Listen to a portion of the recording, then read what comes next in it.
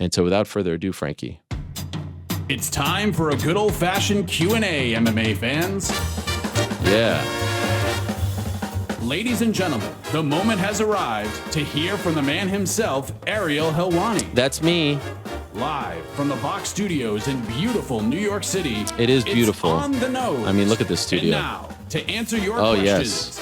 get out of People your said we were seats cutting and the on cameras your too feet much, so we're now because doing here it is really slowly Helwani. in order to not affect anyone's psyche. All that stuff. It feels like we cut out the clapping a little, like a smidge early there, Frank. No? Yeah. Why? It just closed itself. Are you unhappy with me right now?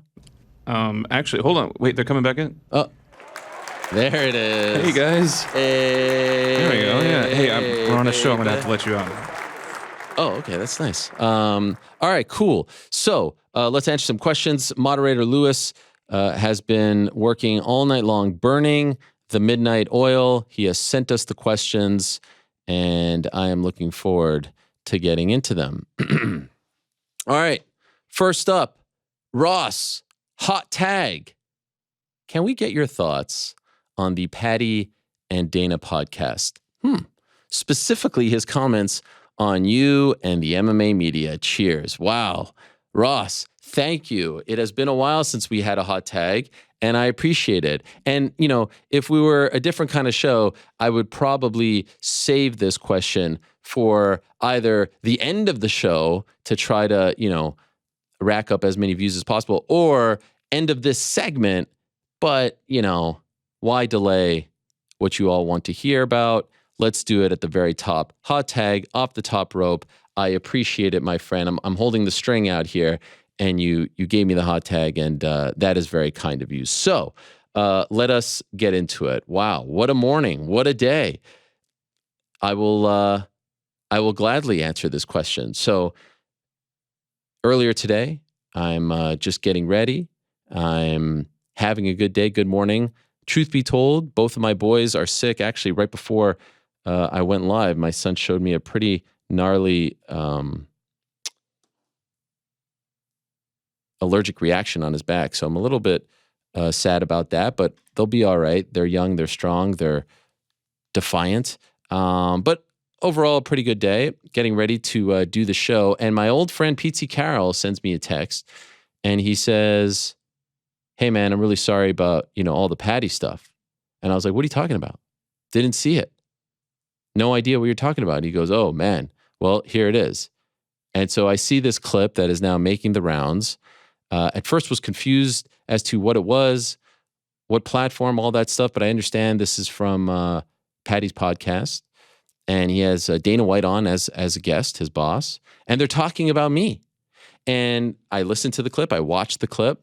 And I will tell you, truth be told, you know, been doing this now for a minute, as the kids like to say, 2006 to be exact, getting a little older, now in my 40s. There was a time when I knew if someone was talking about me, if I knew it was coming, or if I knew that there was something out there, or if I was watching something or listening to something, I would feel something in my chest. Like I would feel almost like my heart go into my gut. Like I would feel like shit.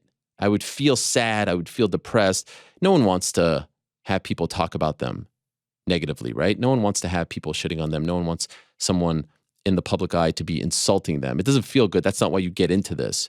And in my younger days, I used to have pretty thin skin, and luckily over time you develop thicker skin, and you know you develop a knack for letting things roll off your back. And so that's kind of, you know, something that you have to kind of go through a bunch of stuff to get to that point. And so I watched this clip, and I see, you know, like the text, and then I see, all right, now people are starting to tag me in the video clip on Twitter and all that stuff, Instagram. And I asked myself, sort of like a fighter before a big fight, we had someone recently tell us this, like, wow, I was shocked I wasn't nervous. Shocked I wasn't nervous. I was asking myself, why aren't you feeling anything here? And this is not, I'm not doing a gimmick here. I'm not, you know, I actually legitimately asked myself, I checked in on myself. Why aren't you feeling anything here? Why aren't you fired up? Why aren't you feeling sick? Why aren't you feeling sad? Why aren't you feeling down? Why aren't you feeling depressed? And I came to this conclusion. Number one, as you all probably know by now, as a human being, as a person, forget promoter, forget businessman, forget any of that. As a human being, man to man, the respect that I have for Dana White, or perhaps lack thereof, non-existent. And I've said this before. I don't view him as a human. I just view him as an entity. I view him as the face of the organization that we talk about ad nauseum on this show and other shows. So hearing him say the same old things about me, the same old insults with no substance, with nothing really backing in, no factual backup, it is so tired. I'm so immune to it that I don't feel anything anymore. It's, this is grade 5 stuff. This is, oh, wow, he called me a name. Great. Don't feel anything.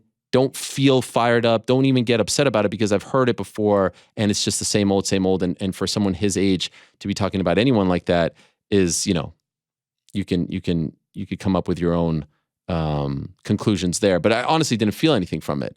However, I then listened to Patty, who, as you all know, have had a long-standing relationship with and have never heard him, speak of me publicly like this before in the past.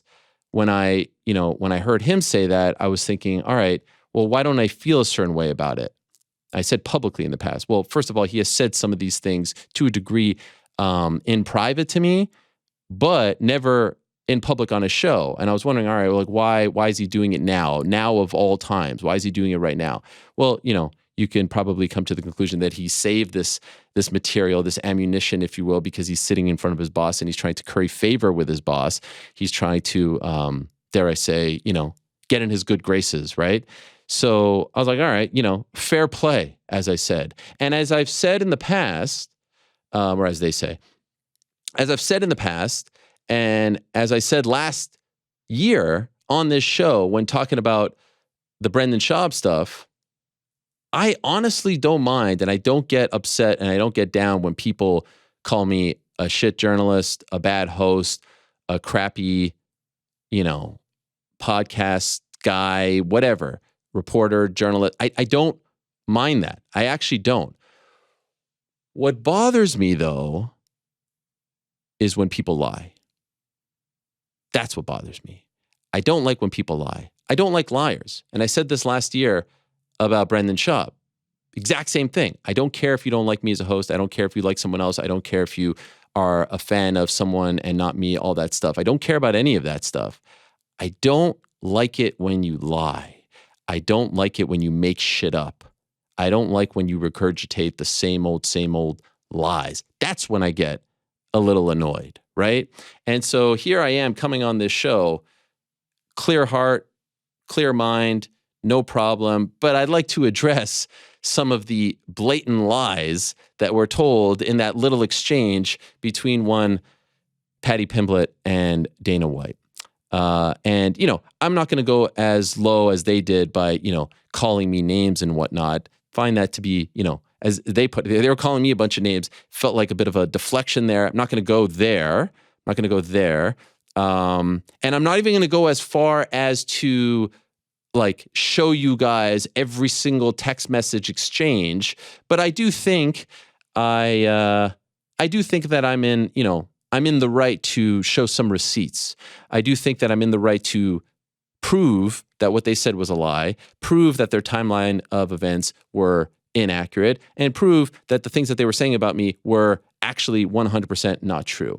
And so without further ado, I do believe that we have some of the audio because I think it's important to get this as accurate and as correct as possible, because unlike Dana White and unlike Patty Pimblett and unlike any fighter out there from the past, from the present, from the future, and this ain't the first time someone has had an issue with me. This ain't the last time someone has had an issue. I can assure you it's going to happen again. Those who have been following the career know that it's happened, and also know that the vast majority of the people that have had issues with me at the end of the day end up, reconciling for whatever reason. They don't have to deal in the currency that is the truth. They could come out and say whatever they want. They can make up shit all day long and they don't have to answer for it. I have to deal in the truth, because if I don't, if I'm not accurate, if I'm not right, you won't watch me. You won't watch my shows. You won't listen to me. You won't follow me. You won't read my stuff For example, as recently as this past Monday, right?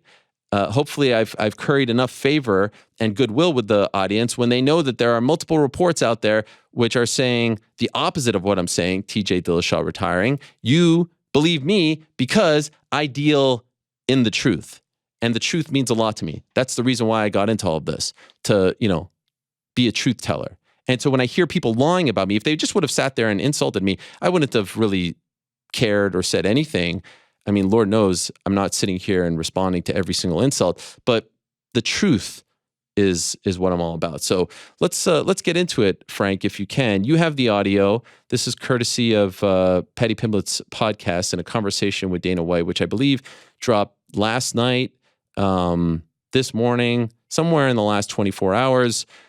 Here's the conversation, and I'm going to respond with the truth to the lies. I hate all these journalists, especially the ones what earn off us, know what I mean? Like Ariel Helwani in particular, like he loves earning money off fighters. Yeah. Like every decent job he's had, he's being sacked from. All right, let's pause it there. Let's pause it there, Frank. He loves earning money off of fighters.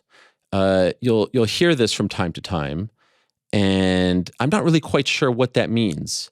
How am I profiting off of fighters?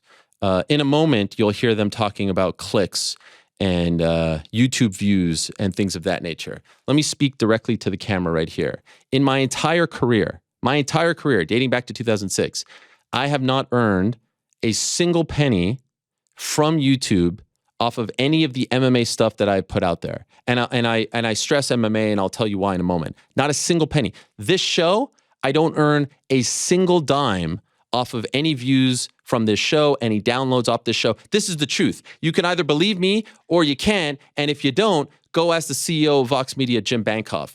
Dating back to when I was working for AOL Fan House in 2009 and this show started, and it was called Fight House Radio and then the MMA Hour 3 weeks later, I have not earned a single extra dime. I've never gotten a bonus. I have never gotten a dime because a show did 100,000 views, 10,000 views, 1 million views. When we have Izzy in studio and it got like 800, I didn't earn a single penny more, less. It's all, I have a contract. And I make the exact same amount, and I have never even gotten a bonus. I've never had a great year and someone's like, because your views were X high or you did better than we projected. I've never even profited in that way off of anything I've done with Vox, off of anything I've done with ESPN, off of anything I've done with Fox, off of anything I did with MMA Rated, off of anything I did with Versus. Never profited a dime off of a single show. Right now, I'm making the same amount that my contract states. I will not make a penny more, a penny less. It'll be the exact same. It's a 3-year deal. It's up in June of 2024. And that has been the same throughout my entire career. There have been only 2 times in my career that I put something out there and asked people to pay for it. 2 times in my career. The first time, and I'll put all of these together, the first time was when I came out with the merch. Back in the day, it was Helwani Nose shirts. Recently, it was Helwani, and then it was Thug Nose.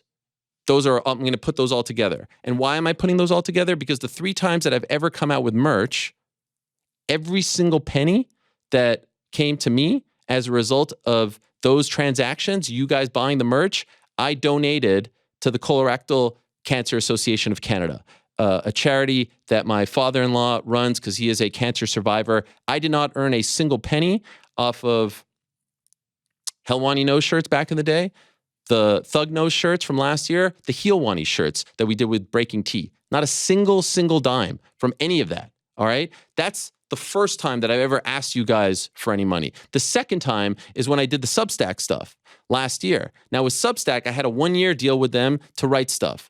They paid me X amount to write on their platform. And part of the deal was, all right, a certain amount of stuff is going to be behind a paywall. And, we're going to make 90% off of that, and you're going to make 10% off of that, right? And then if you want to continue in year 2, you're going to make 90%, we're going to make 10, but we're not paying you anything, all right? All the money from my share of those subscriptions, every single penny went to the Colorectal Cancer Association of Canada. Didn't make a single penny. And now you see in year 2, not charging anyone for anything. In fact, I felt uncomfortable throughout it all, even though I was giving it all to charity. I don't want to ask any of you for anything. So I'm not profiting off of any of you, and certainly not profiting. The reason I'm bringing this up is not profiting off of any content that I'm putting out regarding fighters or fighting, making anything off of YouTube views, clicks. I do have my own YouTube channel that I resurrected last year. If you go to the content on there, all of it is non-MMA related. There's a few shorts that are up there. You can't monetize shorts. Everything is sports-related interviews. You can see the views aren't great. I'm doing it out of a labor of love. I'm talking to Kenny Mayne, Michelle Beadle, Brooke Burke, et cetera, right? So that's my own little YouTube thing. I can assure you I ain't making anything off of that. Just go look at the views. They ain't great. But as far as the MMA stuff, because he's saying profiting off of fighters, right? As far as the MMA stuff is concerned, don't make a single penny off of the MMA Hour doing X, Y, Z. Don't make a single penny off of any of my stuff in the past. That's a fact. And you can go reach out to any single person that I've ever worked with in the past and ask them, and they would tell you that's the case. Nothing in my contract. So again, another regurgitated old lie that I feel like, once again, I have to address, because I feel like this was sort of his, this was his big gripe, right? Oh, I'm making money off of fighters, and that's not cool, right? You're making money off of fighters, and how dare you talk about their pay? Why don't you pay them, right? We're going to get to that in a moment. Well, I'm not making any money off of fighters. Now, if you want to say, oh, I'm making money off of doing this show, yeah, of course. Like, what did you guys think? For 15 years, how was I going to provide for my family? Like, this idea that, oh, journalists make money. Yeah, we make money. Of course. Well, I mean, isn't that the whole point? Do people say the same about, I don't know, broadcast, like, oh, Joe Buck and Troy Aikman, they make money. They're profiting. Like, that's their job. The same way you could be making money off of being a promoter or a fighter or an author or a doctor. Oh, you're making money off of people having cancer. Everyone has a job. Everyone has a role. So yeah, of course, if this is some big revelation that I get paid to do the show, I mean, I don't know what world you live in. Of course, journalists make money. Of course, we get paid to show up and cover things and talk about things. Otherwise, why the hell would I be doing it? I would hope that you guys would think that I'm a super dumb guy if I've been doing this for 15 years and not making any money off of it. But that money is a contract that has nothing to do with this show doing well, this show doing well, it's all just a set deal. You show up, you do the show, you go home. That's it. But yes, newsflash, breaking news, Frank, play the music. I get paid to do this show. Wow, what a revelation. But I can assure you of this, I don't get an extra dime if Izzy's sitting in that chair or Connor's sitting in that chair or Patty's sitting in that chair or anyone's sitting in that chair. Do you see the difference? Do you understand the difference? Do you understand how dumb this is? All right, let's continue. And go to the top for a second, because there was a second thing there that I wanted to address, if you don't mind, Frank. I hate all these journalists, especially the ones what earn off us. Know what I mean? Like Ariel Helwani in particular. Like, he loves earning money off fighters. Yeah. Like, Addressed it. every decent job he's had, he's been sacked from. Pause it right there. Every decent job, I like Patty, and I still do till this day, because I think he's a fun guy with a great style, and it's the reason why I was, attracted to him as a fighter back in the day as well, when he was in Cage Warriors, and very few people were talking about him. And I don't want to pat on the back for that. It's just the truth. The same reason why people are interested in him now is the same reason why I was interested in him back in the day. I expect more from him than to regurgitate the same old bullshit that the likes of Brendan Shaw put out. Got sacked from every decent job that I have. Let's talk about the jobs that I've had. The first ever job that I ever got paid for to cover MMA was in 2008 for MMArated.com. The OG fans will know that. That endeavor lasted 6 months. Then they sold the company, and I went on my merry way. So, I wasn't sacked from it or anything like that. But if you want to put that as an L for me, that the whole company was sold, Wasserman Media owned the thing and sold all their sites to another company called Sportnet. I'm really going into the weeds here. If you want to put that on me, put that on me. Put that as an L on me. The next job that I had was with AOL Fan House, which then bought MMA Fighting. I started with them in 2009, and I went all the way up to 2018 with them when I left to go to ESPN. Didn't get sacked from that one, not once. And so that was a good endeavor. In the midst of that, we had the Fox experiment, which I was there for 5 years. And then, of course, after Rory McDonald came on the show and the UFC had complained enough to the powers that be about me, 2016, I got the call from Fox that I was being let go because they were unhappy the UFC was with me being a part of the family. They had enough of me. You want to put that one on me? Fine. Sure. Not because of my performance, not because of my content, not because I got things wrong. But if you want to put that on me, I'll take the L there. No problem. Of course, we get to 2018 when I decide to leave here and I go to ESPN. 3-year deal with ESPN. Decide at the end of the 3-year deal to leave on my own. And Dana regurgitates the same bullshit line because he takes a lot of pride in this, because you have to understand this about Dana White.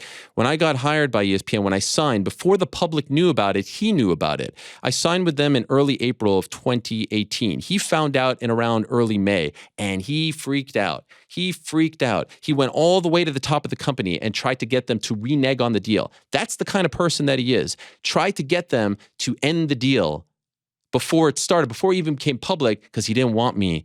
Finally, he made it to the big time. Finally, he made it to the worldwide leader. He didn't want me there. He couldn't stomach the idea that I would be there. He got rid of me at Fox. And now here's his big moment. He made it to the worldwide leader. And look who's there, his old pal. So he tried to end it. Luckily for me, the good people at ESPN said, no, we're going to honor this deal and we want him around. Every single step of the way while I was at ESPN for 3 years, he tried to mess with me. He tried to feed things to Brett so that I would look bad. He tried to tell managers not to have their clients come on my show. One, as you know, abided by it. He tried to tell managers that if they gave me information or talked about fights and all that stuff, that they would get cut off. Obviously, that never happened. Tried to do many things over time, and even tried to tell the powers that be that I was hurting the pay-per-view sales, that I was being too negative, that I wasn't covering the sport in a fair, honest, and positive way. Well, what happened? My great colleagues at ESPN were actually tasked to put together a highlight reel of all the positive things that I was doing covering the sport. Appearances on SportsCenter, my show, radio, all that stuff. They had to put together a highlight reel to say, actually, no, what you're saying is inaccurate. He's actually doing a great job of covering the sport. He's actually not being a negative Nancy. He's not being, a guy who's hurting pay-per-view sales. He's actually carrying the flag, even though you guys are putting roadblocks in his way. And despite those roadblocks, what were the opportunities that I got in addition to the MMA stuff that I wasn't even hired to do? Well, got to do NBA games, huge. Got to do E60, huge. Got to do Outside the Lines, huge. Got to do multiple SportsCenter appearances, all that stuff and more. Got to do ESPN radio, had the shows around the pay-per-views, all those opportunities. So even despite all the roadblocks, the belly aching, the complaining, more and more opportunities were coming my way. Even until the very end. My final weeks there was still doing NBA. May of 2021 was still doing NBA. Even towards the end, even with him saying, oh, I hate this guy. I don't want this guy. Still getting opportunities. In addition to that, show on Monday. In the end, it was the DC show. Show on Wednesday with Chael. Podcast on Wednesday. 3 different MMA shows in addition to all that other stuff. Push came to shove. End of my time there in 2021. I decided to walk away. They offered me multiple deals. I decided to walk away. But they're regurgitating the same old bullshit. And I can tell you may be at home right now rolling your eyes. I have no idea what people are saying. But I have to defend myself. Because if I don't defend myself, these same guys are going to keep regurgitating the same old bullshit about me. And if you don't believe me that ESPN wanted me to stick around, take it from my good friend Andrew Marchand of the New York Post, who tweeted this on June 6th of 2021, a statement on Ariel Helwani. Quote, "We thank Ariel for his many contributions to ESPN's MMA coverage and beyond. We had hoped to have him continue in that role and made him an offer to remain with ESPN. He chose to explore new opportunities and we wish him the best." End quote. So if you don't want to believe me, you may want to believe Andrew. And if you don't want to believe Andrew, you may want to believe ESPN. So it's the same old tired bullshit that they want to believe in. I could have easily taken that deal. And I'm pretty sure, without knowing everyone's business, I would have been the highest paid MMA journalist had I taken that deal. I didn't want to take that deal because I was miserable. Not so much because of the people there. I had no problems with them. And in fact, many, as I was leaving and told them that I wasn't sticking around, confided in me about how, awful it is to work with the UFC and how awful it is to work with Dana White. And they were sad to see me go because they felt like I was the one guy who, was doing things close to the right way, if you want to put it that way.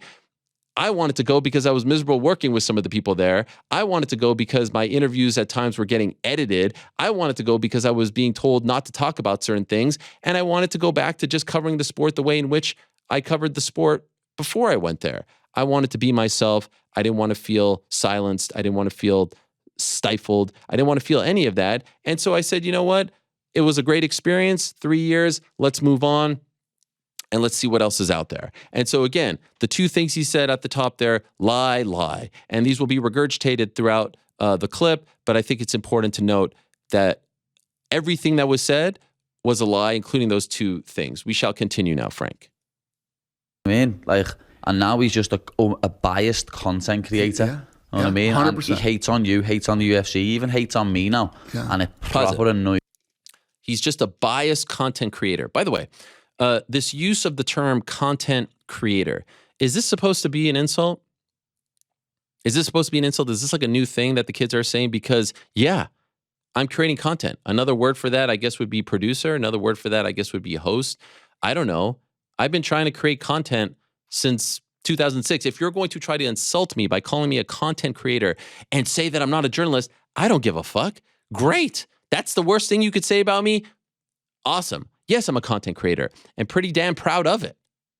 And yes, I've been on YouTube long before any of y'all were on YouTube putting shows out there, including yourself, Patty, putting your own show out there. Who cares? Yeah, okay. I'm a content creator. Now I'm biased. Biased against the UFC. How am I biased against the UFC? 90% of the guests, if not more, on this show are UFC fighters.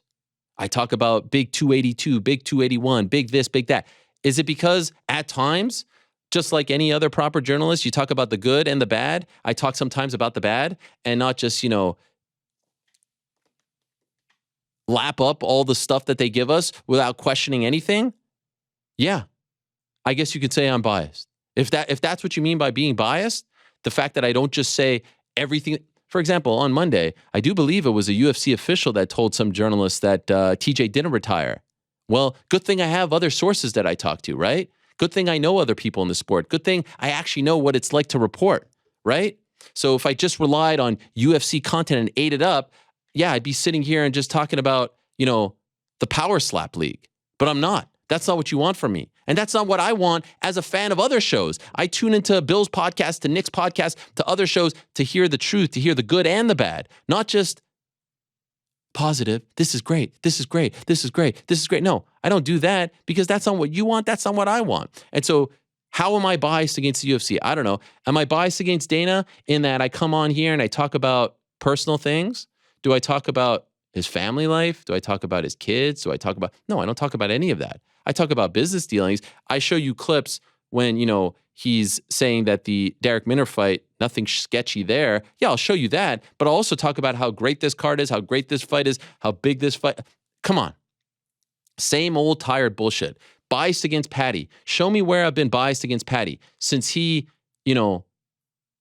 cut me out, since he stopped talking to me, since he flew off the handle, right? And I'll get to that in a moment. Show me where I've been biased against Patty Pimblett. In fact, I think I said his last fight was his best performance. In fact, I think I said after it came out in March that he was underpaid, I was defending him, saying how much he deserved to get more, giving him props. Show me where I've been biased against Patty. Show me where I've talked shit against Patty.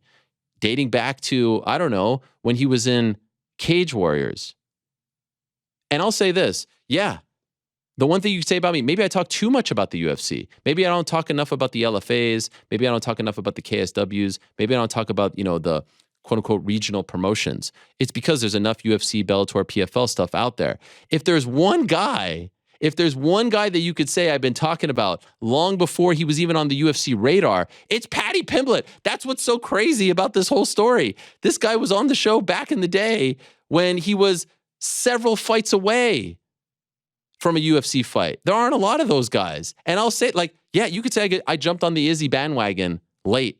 I got him after his UFC debut. I jumped on the Conor bandwagon late, right before his UFC debut. You could say that about the vast majority of the people that come on this show. Not him. I was talking about him well before he ever made it to the UFC because I was interested in him, because he had this magnetic personality, because he was fun. He had a cool name, a cool look, a cool accent, a fun style.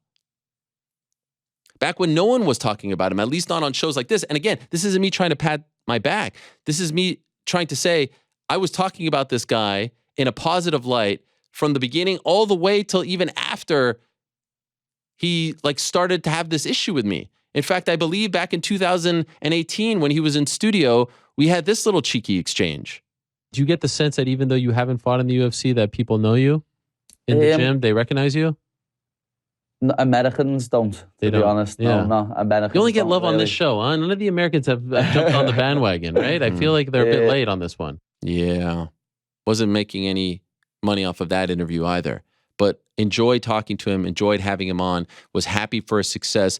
Pull up the tweets. I'm not going to pull up every single one. When he got signed, when he got this, when he got that. Where's the hate? Show me where the hate is. Show me where I'm biased against him, where I'm rooting against him, where I'm saying that he's overhyped. Show me where I'm saying that he's getting easy matchups. Show me where I'm saying that, because that's things that other people are saying. Show me where I'm saying that. You won't find it. Keep going. Annoys me because he uses fighters for clicks, uses fighters to make money, and then tries to have the audacity to talk about the UFC and yourself, saying that they don't. Uses fighters for clicks. Again, I don't want to regurgitate what I just said at the beginning, but it's utterly ridiculous. That would be like, hey, Seth Wickersham of ESPN, you used Andrew Luck, that big expose, that big story, that big profile that you posted yesterday. You used him for clicks, which they put behind the ESPN Plus paywall. No, you freaking do the job. You do the job, you cover. That's our job. Our job is to cover people. If you think that we are profiting, you think I'm profiting off of Teofimo Lopez today? You think I'm profiting off of Chris Cyborg? You think I'm profiting off of Sabatello or stuff? No, it's utterly ridiculous. And even if I had my own YouTube channel, like Bisping, like Cormier, like Chael, like Patty, it still wouldn't be a bad thing, by the way. A lot of people told me when I left ESPN that I should have done that, like a McAfee, right? I didn't even do that. I don't make money off of the YouTube channel. I don't make money off of any of these interviews. I have a contract. I sit here, whether I'm talking on the nose, this stuff, anything else, it's the same contract. So I'm not doing exactly what he is saying that I'm doing. I'm doing my job. The same way someone gets paid to write in a newspaper, write for a magazine, write a book. If you don't understand the concept of journalism, I don't know what to tell you. And the beautiful irony of telling a promoter that a journalist is profiting off of fighters when a promoter's job is to quite specifically profit off of fighters. The irony there. I'm like, what am I watching? What is this bizarre world? Like if he was sitting there talking to some other guy, I'd be like, all right, there's his crazy point. It's not true. He's talking to a promoter whose sole job, purpose is to profit off of fighters. And dare I say, profit way too much off of fighters. Sole job. Sole job is to promote events to profit off of fighters. Sole job. The reason why you have that mansion, those cars, the fancy clothes, keto diets, all that stuff is because you profited off of fighters. You actually put on fights, had people pay for them, pay for the fights. Unlike how I have fighters on here to just talk to them. Imagine that, me watching someone tell a promoter who has one of the worst reputations of over-profiting on fighters that I'm the one at fault because I'm profiting off of fighters. When again, as I've just mentioned to you multiple times, don't get a single penny off of any of this stuff. Please continue. Don't pay the fighters enough.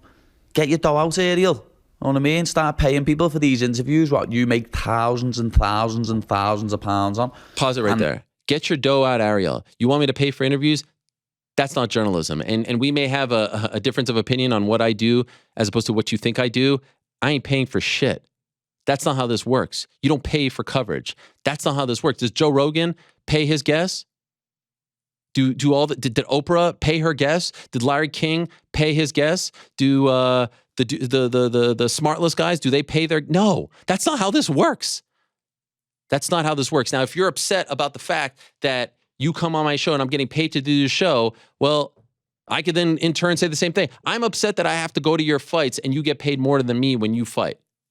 It's stupid. I would never say that because that's ridiculous. We all have a job. We all have a purpose in all of this. And I don't get a single extra dollar off of any of it. I don't pay. The moment I start paying for interviews, the moment I start actually paying people to come on shows or paying even for their transportation or anything like that, cut me off. Throw me in the back. Dig the ditch for me, throw me in there. I ain't going to do that. I will never do that. That's not what you do. That's unethical. That's not proper journalism. That's not what I believe in. That's not what I was taught. So, no, I ain't going to do that. And if that bothers you, then fine. Don't come off the show. Don't come on the show. And I will tell you this, never, actually, I'll save this. Keep going.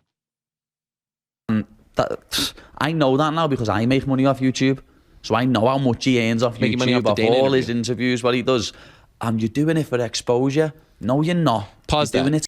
I have never in my life, he said this, that I tell fighters, come on the show to do it for exposure. Never in my, any fighter out there, tell the world if I've ever told you to come on the show to get exposure, to get the rub. I've never said that. I will never say that. I ask you to come on. You don't want to come on. I move on with my day. I ask a manager, a coach, a PR, any PR person, any manager, any fighter, I beg of you to show me where I've ever said, come on this show and I'll give you exposure. Even a big name, a guy coming off a loss, anyone. Never have said that, never will say that. I am not that insane, egomaniacal where I would tell anyone, come on my show and you'll get exposure. No, you got a million places where you could go. I would love it if I could talk to people all day long.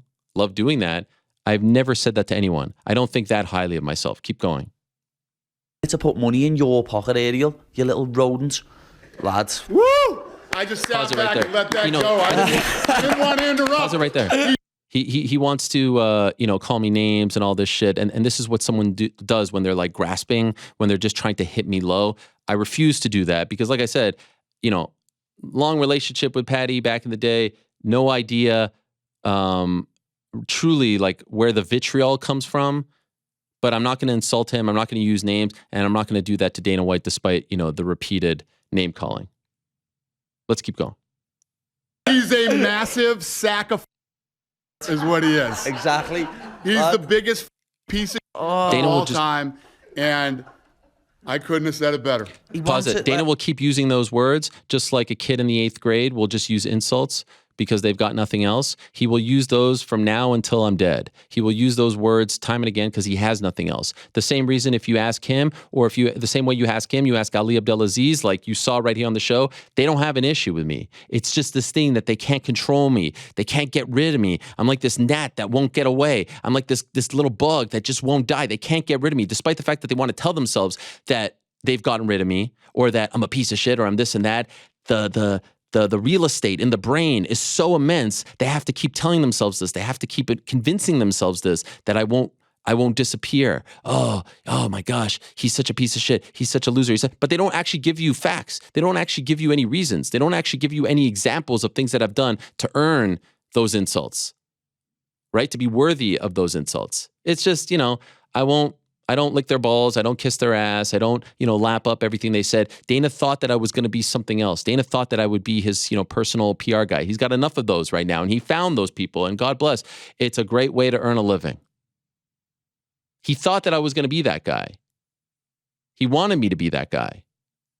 He didn't know that, I just wanted to cover the sport, the good, but also sometimes the bad and sometimes the ugly. And that bothers him. And it bothers him that he couldn't get rid of me at ESPN. And it bothers him that when he got rid of me at Fox, he couldn't truly get rid of me. And it bothers him that when he banned me, he couldn't truly ban me. And it bothers him that I'm still here doing this show and doing stuff for The Ringer and doing stuff for BetMGM and doing stuff for Real Sports and other things in the works. And that I was sidelined. It bothers him. So he has to say that I'm a sack of shit. Let's keep going. When I was in New York for the MSG card this is the good stuff. last year, he wanted me to do an interview with him. And I had a paid interview that day. And he wanted me to really let go of that paid interview to do an interview with him. Right. For BT Sport, what he's getting paid for. Pause it right there, Frank. So now let's get to New York. This is where everything went sideways. And this is where I think it's important to really bring out the receipts. Because what he just said right there is an absolute bold-faced lie. A 1,000% lie. What you just heard right there was a lie. So,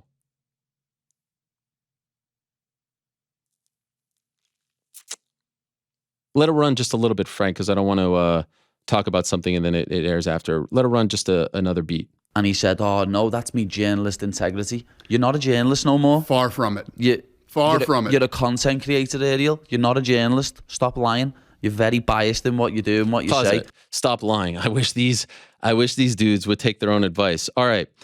So Paddy Pimblett won his UFC debut in September of 2021. You recall it was a great scene at the Apex. On October 8th of 2021, he announced this deal with Barstool. Now you could say like, we saw, people talk, you're going to get paid to do media. You should be pissed off about that. You've been having Paddy on your show 2016. I remember having Paddy on, I think it was in 2019. I put him at the end of my audio podcast, and TST, my producer at the time, I'm sorry, TST, I don't mean to throw you under the bus. We were like, why are you having this Cage Warriors guy on? The downloads are going to go, the listenership is going to go. I was like, no, I like this guy, and he was coming off a loss, and I wanted to, give him some shine. So again, talking about him, invested in him, backing him, reporting on him, all that stuff. So he gets a big deal from Barstool. I text him via WhatsApp, congrats on Barstool. That's amazing. Well played, fella. Speaking the lingo, trying to be cool. You would think maybe I'm upset about this, right? Oh, this is a bad sign of things to come. No, happy for the guy because he's getting paid by Barstool. Happy for any fighter who gets paid. Happy for any fighter that's earning extra money because Lord knows they all deserve it and then some. He writes back, thank you very much, big man. October 27th, 2021 is the next message right here. It's the next message, October 27th, 2021. Paddy sends me a voice note. This is what the voice note said. Yo, the big fella. What's going down, Ariel? Just thought I'd let you know, lad. If you wanted to say hi or do anything with a man, I'll be in NYC in November. I think I'm gonna be there from the 3rd to the 6th, and then I'll be coming back again on the 17th or the 18th, and then be coming back to Liverpool on the 23rd. So I'm about in New York, 2 separate occasions, just in case you want to see your mate. You know what I'm saying? October 27th. That's Paddy Pimblett sending me a voice note saying, hey, I'm going to be in New York if you want to do anything. I didn't reach out to him. I didn't ask him. He's saying, if you want to say hello or do anything together, right? I obviously understood that to be an interview or some sort of media thing. I write back, that would be amazing. I'd love to have you in studio on the show. Cool. I also asked them in here, are you vaccinated? That was a rule that we had back in the day. Sorry for asking. I just have to because of the NYC building policy. If not all good, I have another idea. He wrote, yeah, I'm vaccinated. I'm not one of those anti-vax dickheads. I'm sorry for having to read this to you guys, but again, what he just told was a lie, and that annoys me. Then I write back, good man. Want to come in studio? When do you get in on the 3rd?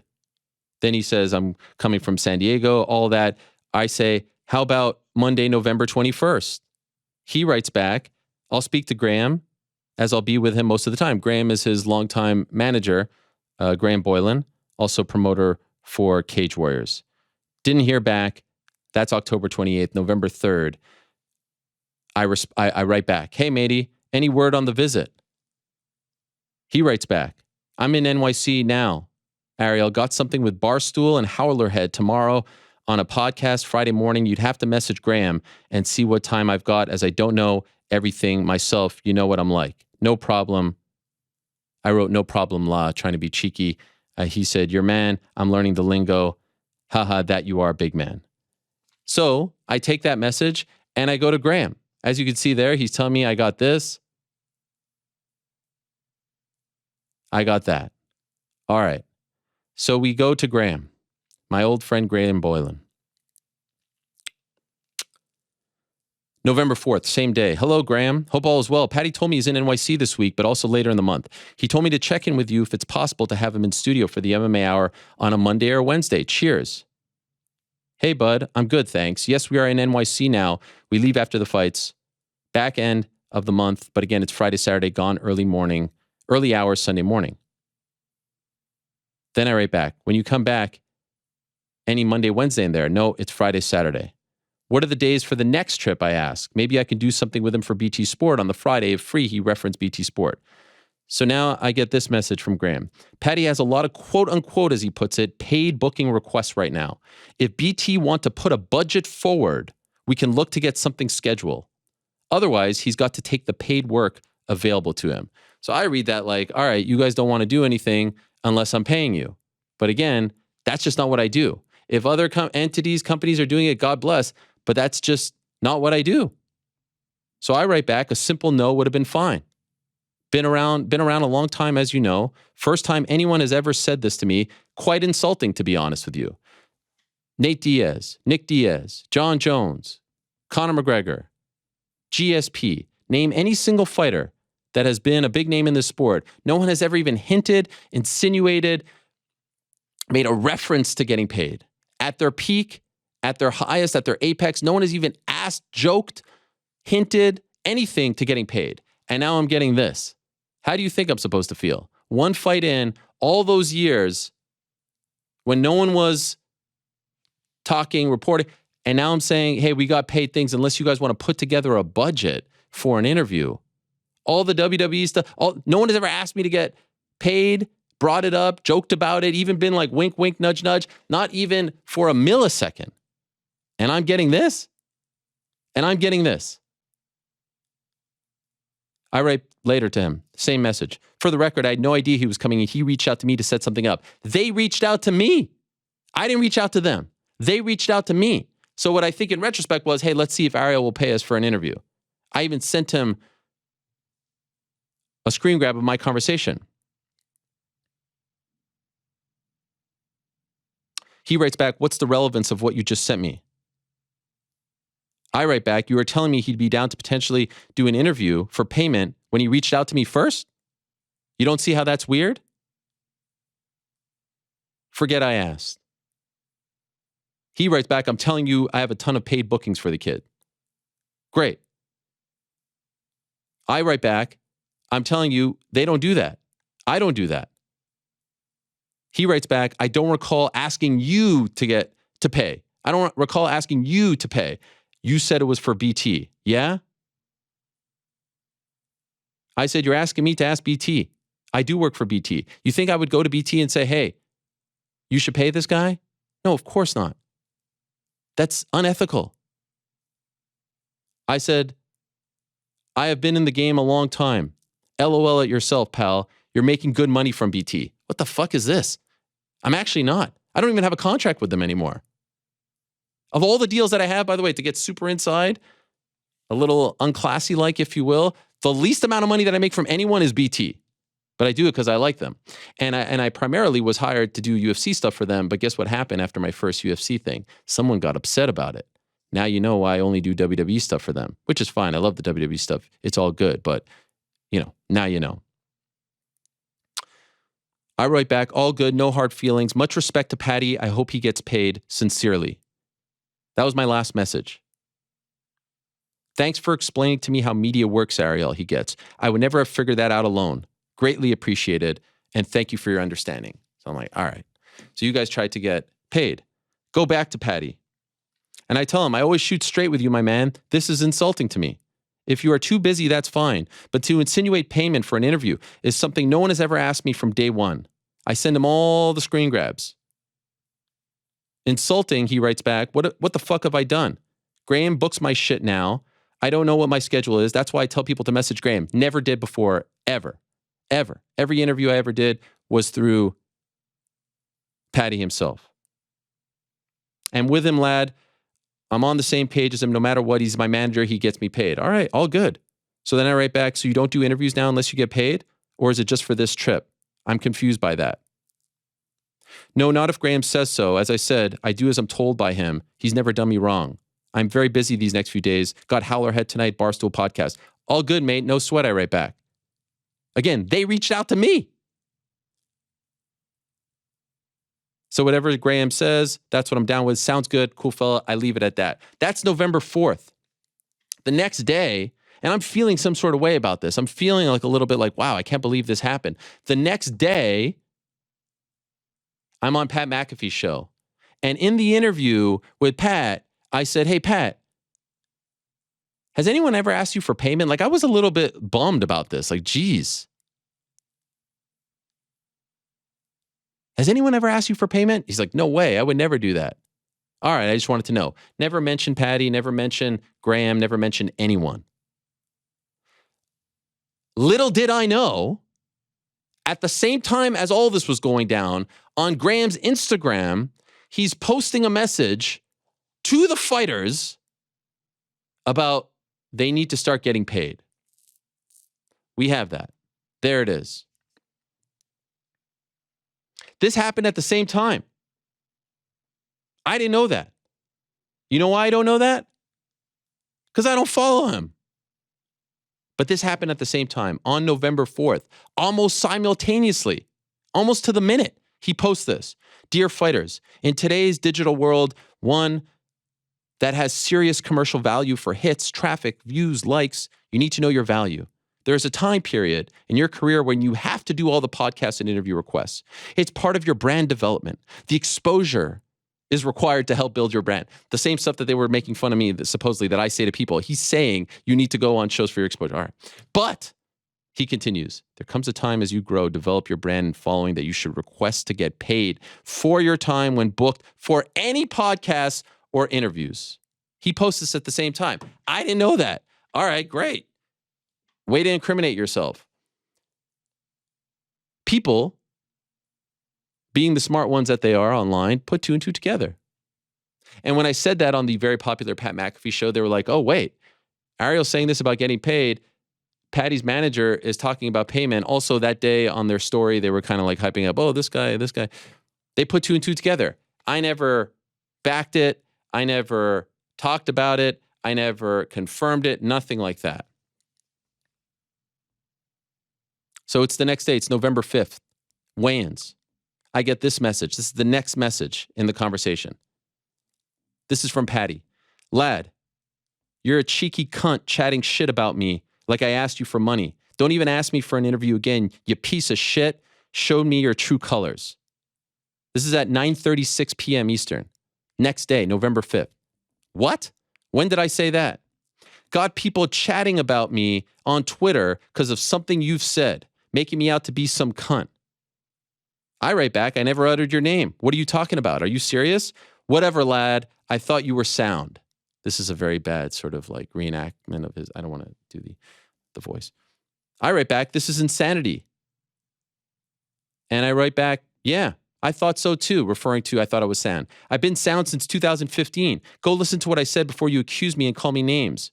Never said your name, never said Graham's name. Shame you'd believe people on Twitter over me. He writes back, I'll be honest, I haven't listened. I've just been tagged in plenty of tweets with people calling me this and that like I asked for money. People was mentioning it to me at the weigh-ins. So I say, you of all people should know they are liars trying to stir shit. Show me where I said your name. Now I can't, if you want to fault me for bringing this up to Pat, had you guys not put out that statement, no one would have ever known. But they put two and two together. What do you want me to do about that? You guys put out the statement. I write back, I never said your name. That's a fact. I've been having you on my show since 2015. I am sound. I'm the same old guy. And you're going to attack me like this based off what? People on Twitter? Absolute insanity. Go ask those hacks to show you proof. I'll listen to it, but even if you haven't, everyone is on me saying, have you seen what Ariel said about you? Well, what the fuck do you want me to do about it? Everyone calls me a Zionist prick. You're going to believe, the people who call me a dirty rat Jew as well? Like, what all of a sudden, Mr. Anti-Social Media is going to believe what all these people on Twitter are going to say? I write back, either you believe me or not, all good if you don't want to. What I said was, for the first time in 15 years of doing this job, I was asked to pay for an interview. That's it. Never said a name. Never even hinted at who it came from. Never even commented on it. Left it at that. And that's true. That happened. And that's fine. But when the week settled, I was going to circle back with you about it because it really bummed me out. And now you attack me like this and call me names? For you to believe these asses before coming to me is absurd. You don't want to talk to me again, fine. I hope you get paid millions of dollars. You deserve it. But to talk to me like that when I didn't even do what you are accusing me of, that's pretty hurtful. He writes back, Graham never asked you to pay, Ariel. He said, get on BT about the budget, and you flew off the handlebars. Whether it came from me or someone else, you were asking to get paid, bros. And said you felt insulted. I have more of a right to be insulted when I have multiple people in weigh-ins today saying, do you see what Ariel's been saying about you? Again, you're going to believe the trolls with no backing, with no facts?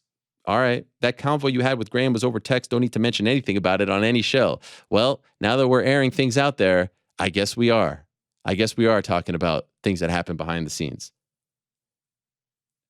And then he adds, and it's not the first time you've been asked either. Come on, man. On my life, as I wrote here, on my kid's life, on my life, on my family's life, John Jones, Conor McGregor, Nate Diaz, Nick Diaz, anyone, name any single fighter, name any single name. I have never on my life, the big man up there, strike me down right now if I'm lying, have been asked to get paid. Hinted, insinuated. But you're going to put that there? Oh, it's not the first time. But I thought you guys didn't ask.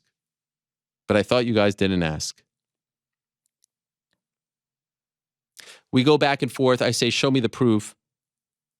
There is no proof. And I left it at that. No conversation since July, since July, which I'll get to in a moment. Now, Paddy returned in March. It came out that he made 12-12. I talked about it on this show. Go back to that clip. You can find it on YouTube. And everything that I said was in support of him. I said he deserves more. I said that he is the reason why that place was a sellout. He's the biggest star he could have main evented. Go back to that on the nose. Everything I said was in support of him.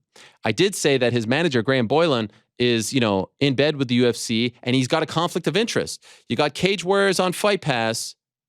You're not going to go to bat for your guys and ask for more or get into a war with them, a negotiation battle, because you got a conflict. You're a manager who also promotes. You're a manager who signs people to your organization and then funnels them to the UFC and then takes a percentage off of it. You're a manager who signs people to your organization and only lets them out of the deal if it's to go to the UFC. Just ask Bellator. Just ask the PFL.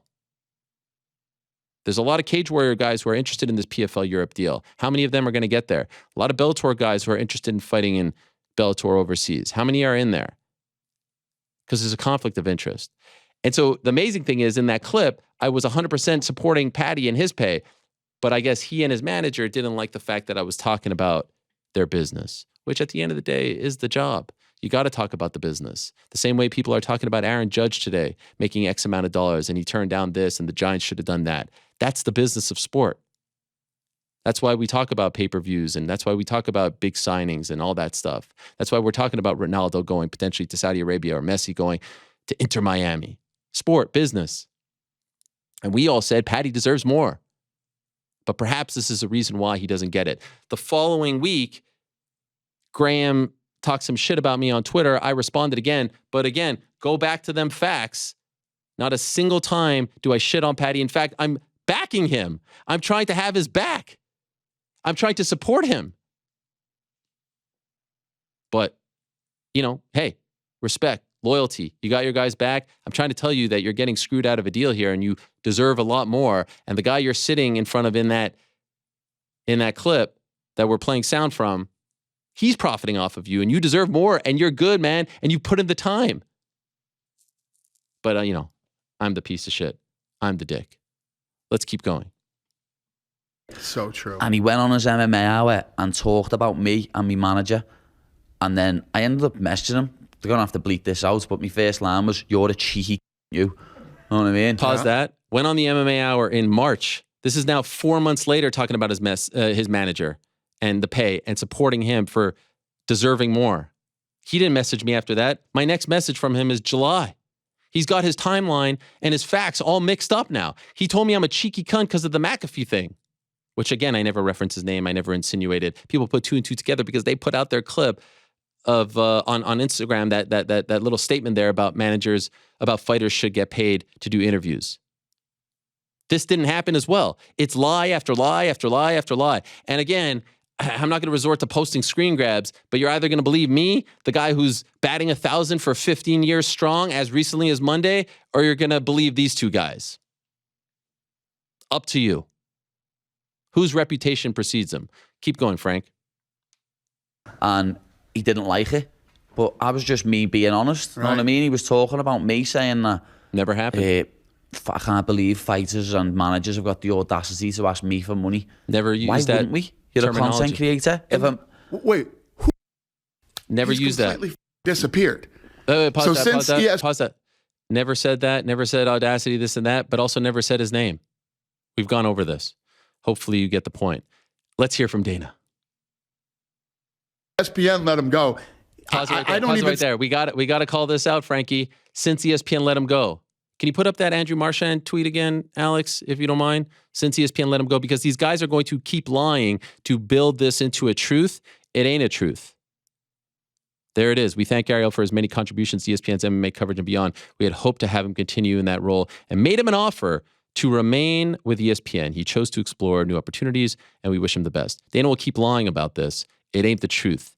The haters will keep lying about this. It ain't the truth. I had the fucking balls to walk away. And now doing stuff for... Oh, wait. Keep going. Keep going. See, nothing even pops up. I hear nothing about him. I see nothing about him. I literally don't even know that guy exists unless somebody brings him up to me. Pause it.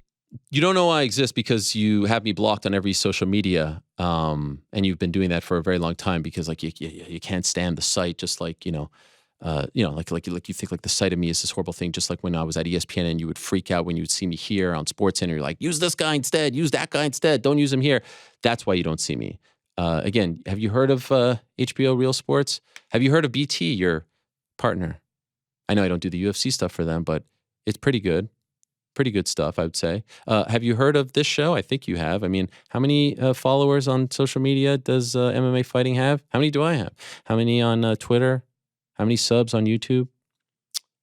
Have you heard of The Ringer? I think you've been on Bill Simmons' show a couple times. BetMGM. Yeah, I think we're doing okay. But if you don't see my content, you don't see my content. I mean, that's on me. Don't believe that for a second. Another lie. But just want to reiterate, I think I'm still around.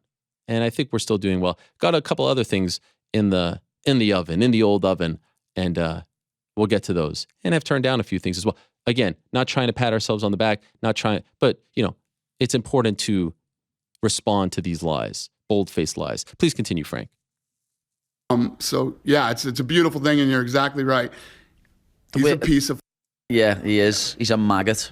Yeah. And the worst thing about him is he goes on all his interviews, Dad, he pisses me off, He goes, I haven't got a horse in this race. Yeah, you have. It's called putting money in your pocket. You're the horse in this You're the race. horse in this race. They got me there, Frankie. Pause it. They got me there. They got me there. Trust me. Go back to when I was doing DC and Helwani. I said my favorite thing about doing this show isn't the rapport with DC, isn't the camaraderie. It's that I don't have to ask fighters to come on the show. But now I do an interview show, and so they have to come on. Do I give two shits if you don't come on? Do I care if you don't come on? No. I'm happy to have you, but I don't have a horse in the race. Does it affect me one way or the other if Ankalaev or Jan Blachowicz wins on Saturday? No. Oh, I'm the horse in the race? Why? How does it affect me if Jared Gordon beats Patty or if Patty beats Jared Gordon? It don't affect me. And by the way, I've never said that to any fighter before as well. It's all nonsense. And I've been talking about this for almost an hour now, way longer, longest first question in the history of first questions. But again, just trying to prove this is utter nonsense.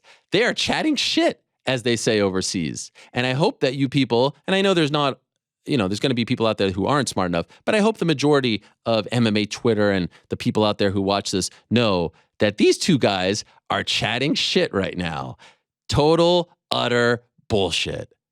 I hope we've established that by now. But there's more. Don't worry. There's more. I just want to, kind of say that. Anyway, please continue, Frank. Oh, yeah. Know what I mean? Like when I messaged him about that time, he was like, Paddy, the other week when your Instagram got disabled, I was the one sharing it for you. I was like, yeah, to suck me ass. Yeah. So that the next time you ask for it. Pause it, Frank. I just read you the entire fucking conversation.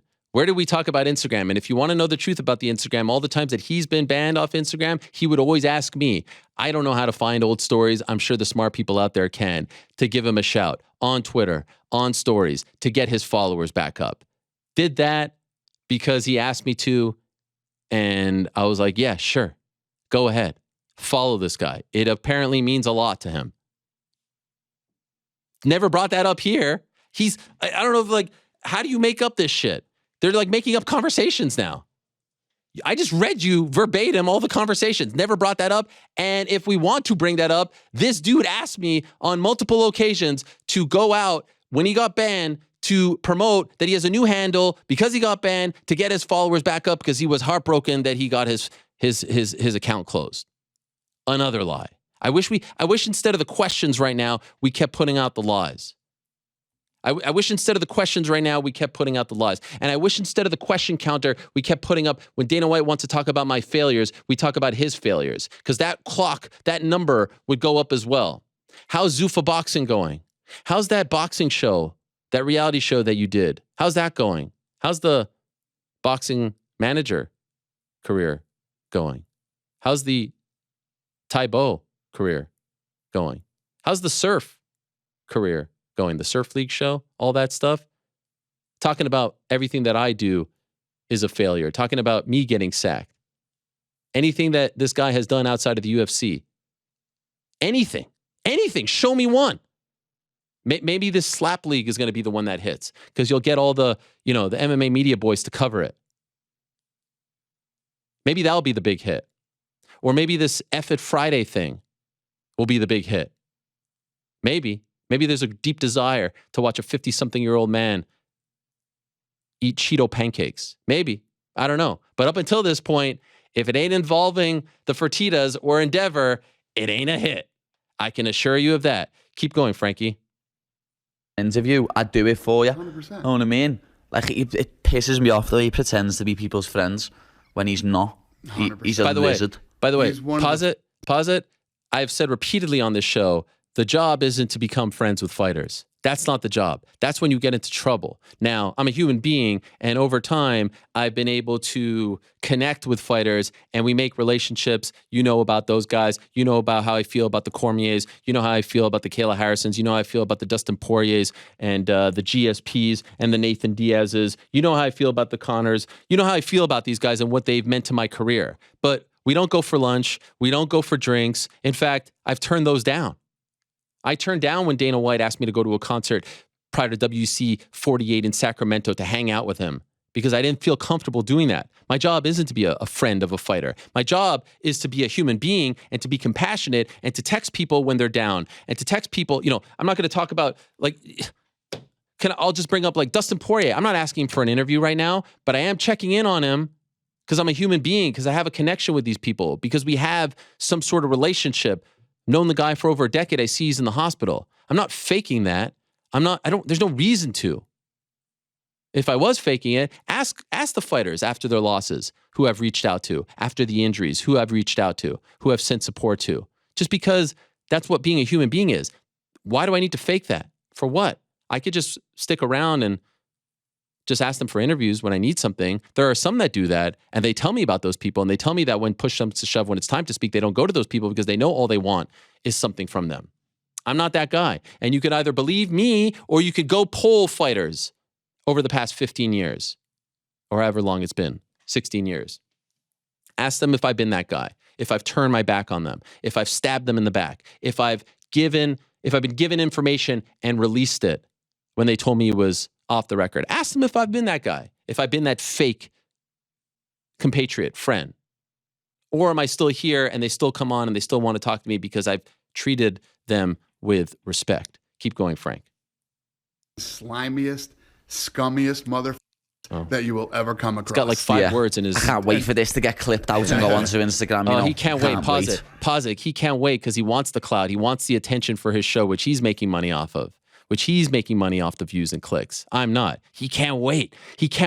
But you know what? Thank God I have 16 fucking years of doing this. Thank God I've been here all this time through all the ups and the downs. And thank God there is a fucking legion of people out there watching this right now, on Twitter right now, on Instagram right now, who have my fucking back, who have had my back since day one, who have voted me for 12 straight fucking journalists of the years.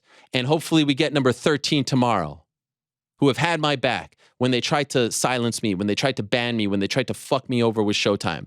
Those people have my back. And just go look at, the people clipping this off today and go look at the majority of the replies, the vast majority of the replies. Go see if there's support because they know what's real. They'll sniff you out in a second if you're not real, if you're inauthentic, if you're a liar, if you're a cheater.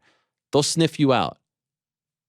Still here, still getting support, still have people who have my back. And I would say that that number is growing because they know what's up. And I would say their numbers are dwindling. But that's fine. That's totally fine. You may think that, I'm the guy who's trying to do this and that. Listen to the people. Listen to the people. Look at the support. And I'm eternally grateful for that. And I see it because there's a moment where you can feel like, shit, are these people telling the truth? Am I who they are saying I am? Who they are saying I am? Who they say I am? You get it, right, Frankie? Of course. Just want to make sure you guys are still there. Anyway, no, I'm not because I see the support and it means more than you'll ever know. Please continue. I think we're almost done. Please say we're almost done. Slimy, scummy little How many times are you going to use the same piece of term? He really is. Lads, He really Who are is. these people I laughing? made up. I brought that This is up. the best podcast I've ever been on. Is that it? That's it. You know that GIF? GC's hip with this stuff. You know that GIF of Shawn Michaels? You know Shawn Michaels is the wrestler and he's doing the gwo, gwo, gwo, gwo. You know that one? Yeah. I feel like that's what we just listened to right there. We listened to the audio version of that. I mean, the laughing in the background's got to be Who the are those people? corniest- It's got to be the corniest thing I've ever seen. It's a bunch of yes men behind the scenes. Yeah. UFC yes man. I don't know who those people are. I don't even know what that setting is. But it's amazing to me to watch someone never talk about me, never say anything about me publicly like this. But when he's sitting in front of good old Dana, Uncle Dana, now he goes off. Wow, I wonder why. By the way, if you're wondering if I've ever had any interactions with Patty since then, because I'm such a slime ball, because I'm such a scumbag, right? If you're wondering, there's only been one, and it's with him. It's not with Graham. Never spoke to Graham since. Only had one with Patty. It was in July after his last win, July 24th to be exact. Sent it to him at 4:05 p.m. Here it is, and I will read it to you. Hey, Patty, it's Ariel Helwani. First, I just wanted to send my condolences on the passing of your friend. My heart goes out to you, his friends, and his family. Remember, he talked about his friend committing suicide. Of course, second, congratulations on last night and all your recent success. You have earned it and deserve it. It's beautiful to see. I'm really happy for you and never doubted this would come your way. I hate what happened between us last year. I wish it never did. It really bums me out. Life is too short and I'm sorry it all happened. Not because I want anything from you, just I've always had love and admiration for you and what you represent. I wish we could go back to how it was, but alas. Respect to you and wish you nothing but the best. Much love, mate, Ariel. That's what I sent to him. That's what the slimy douchebag piece of shit rodent maggot said to him. And I got a message back some 13 minutes later. Thank you for the message and hope you and the family are well, fella.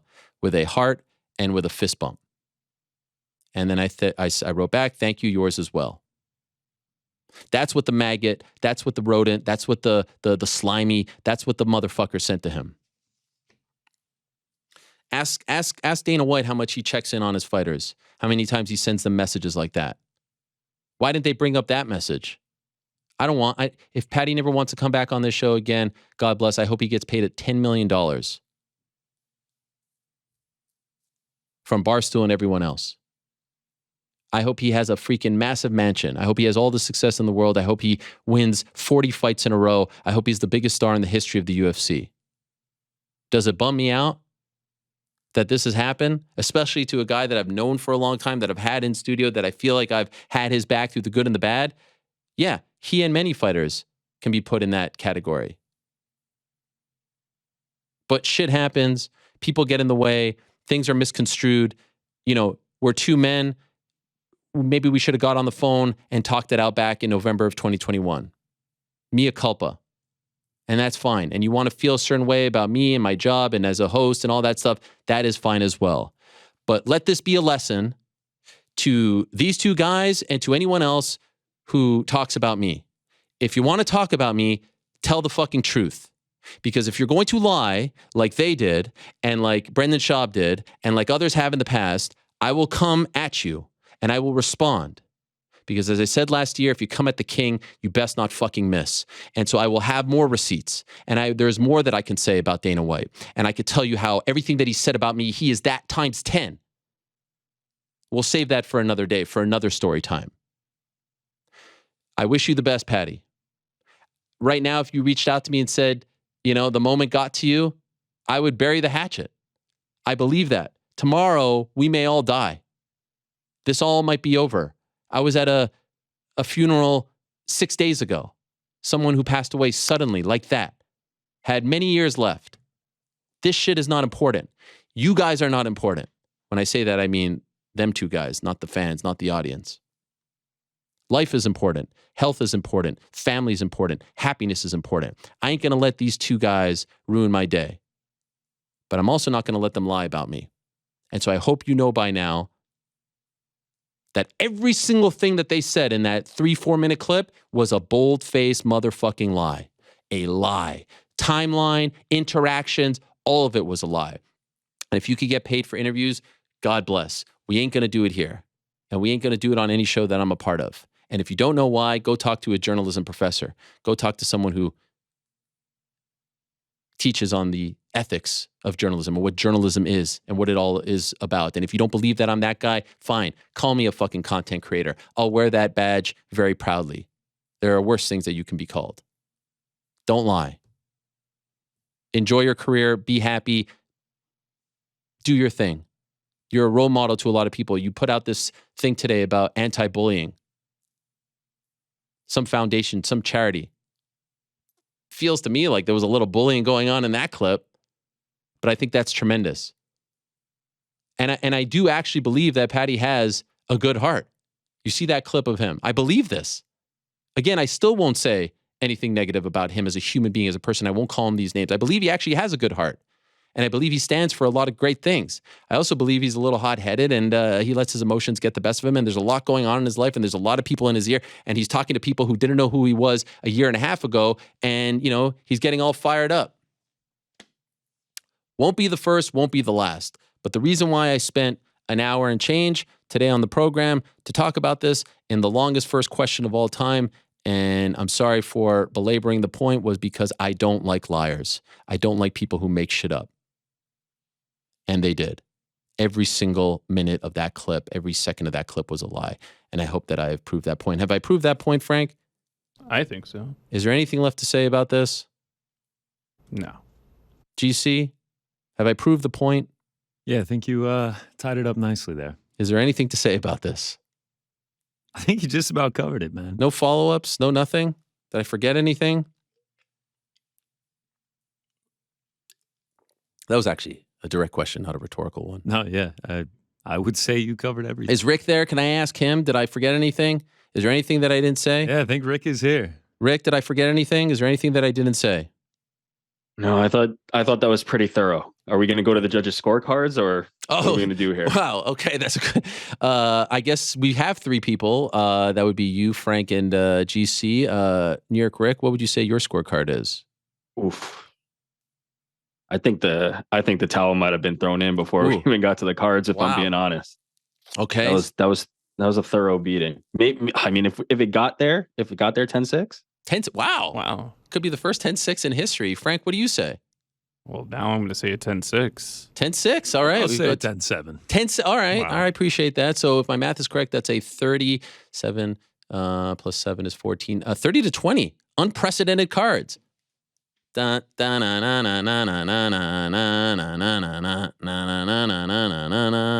number 2. Big money. Hi, Ariel. Any truth to the rumor that Frankie Flakes has committed to jumping through a folding table when the Bills win the Super Bowl?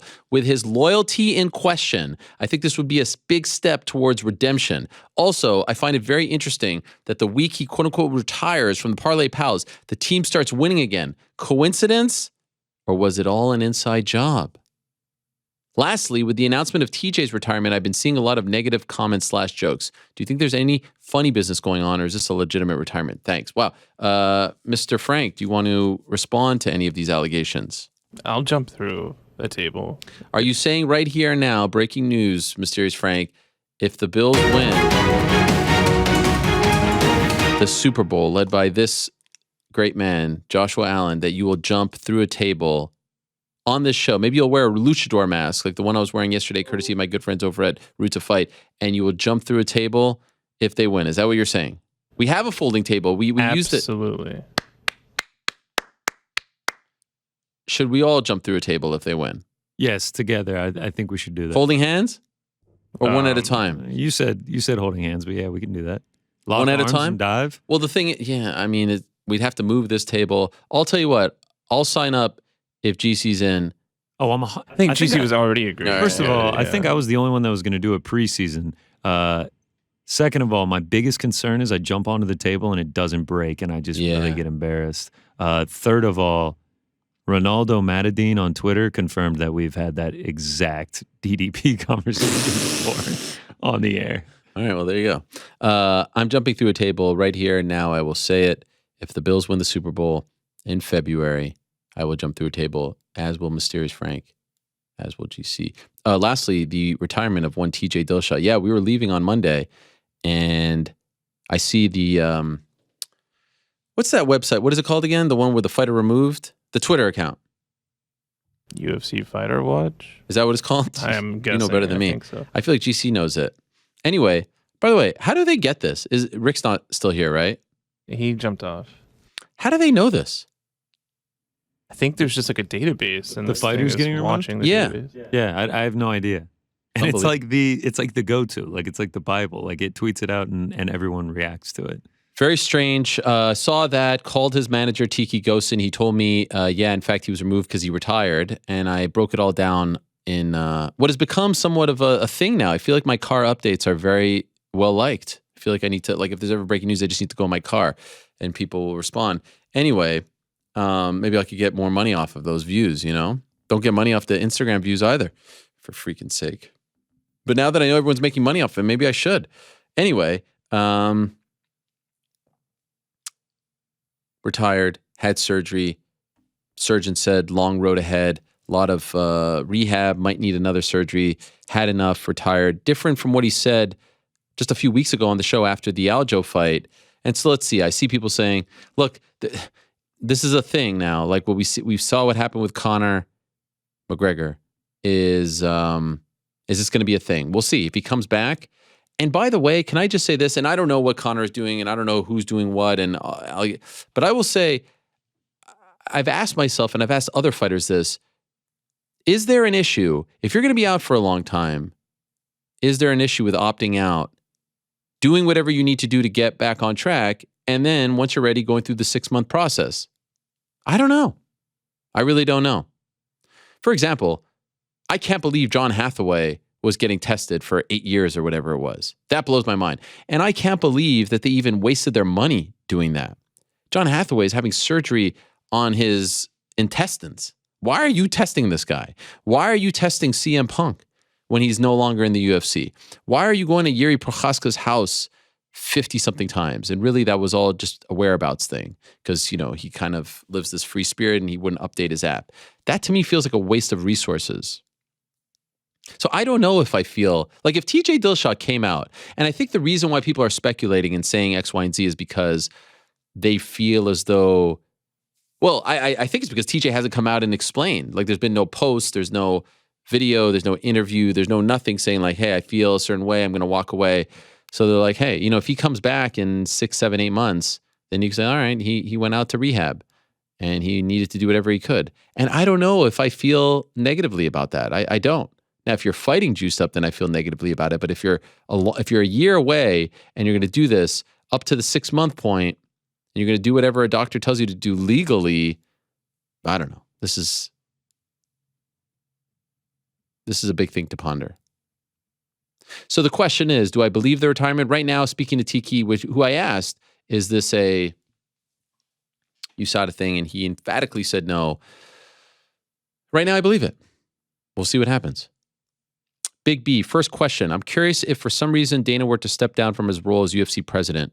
How does he get replaced? What is the recruitment process like? Besides calling everyone a douchebag, what other criteria would generally be required? I mean, that depends on endeavor. You know, maybe they bring in some, I don't know. I really don't know. Is it Hunter Campbell, who's relatively well-liked by all parties in the fight game? Do they bring in someone else? I don't know. And I don't think that they have really like a succession plan. It has to be someone who is energetic, magnetic, well-spoken, can promote, get people excited. Second question / suggestion. Have a 4th group pick for the Parlay Pals. Each of you, GC, Ariel, and New York Ric, has the traditional individual pick, but then the three of you collaborate for a fourth. New York Ric has stated it is increasingly difficult to secure a 4-pick parlay. So if the three of you can cash one in without Mysterious Frank, it may say a lot. I think we have enough pressure on us with the 3 picks, all right? I appreciate it, but I think we're good. The Pied Piper of Newark, Ariel Helwani, the Bills absolutely suck. Wow. Thanks for including this. National Noodle Ring weekend, the biggest rematch in the history of the business. I'm calling you out, Helwani, but we're upping the stakes. The Jets beat the Bills. My question is first on Helwani knows for the next 2 months. The Bills beat the Jets, and I will leave Helwani knows forever. Yes, big Bills-Jets game this weekend, big Dolphins game next weekend, big Patriots game down the line, big Bengals game. Bears should be okay on that one. Lewis says he'll honor the stakes. Sure. But the thing is, I don't want you to leave Helwani knows. So how about this, being the mention that I am? Bills lose, which ain't happening. We're back, baby. Bills lose, you're first for 2 months. Bills win, nothing. I don't need anything from you, and I don't want you to leave because you're a valued member of the community. No soup for you. Hey, you stole my line. Oh, yes, no soup for you. You want soup? $3. No, you want bread? $3. Let's have some fun. I want your death row meal. Starters, mains, and dessert. Ariel, GC, Ricky, and Frank. No price limit. Kind regards. No soup for you. Wow. I'll go. I'll go with I'll go with something called kusamershi, which is a thing that my mother makes, which is incredible. It's basically like zucchini that's carved out, and there's meat and rice in there, and there's lemon. It's just the most amazing dish. Probably my favorite thing that she makes. It's a Middle Eastern dish. I would also say a meal at Sasabuna would be tremendous. And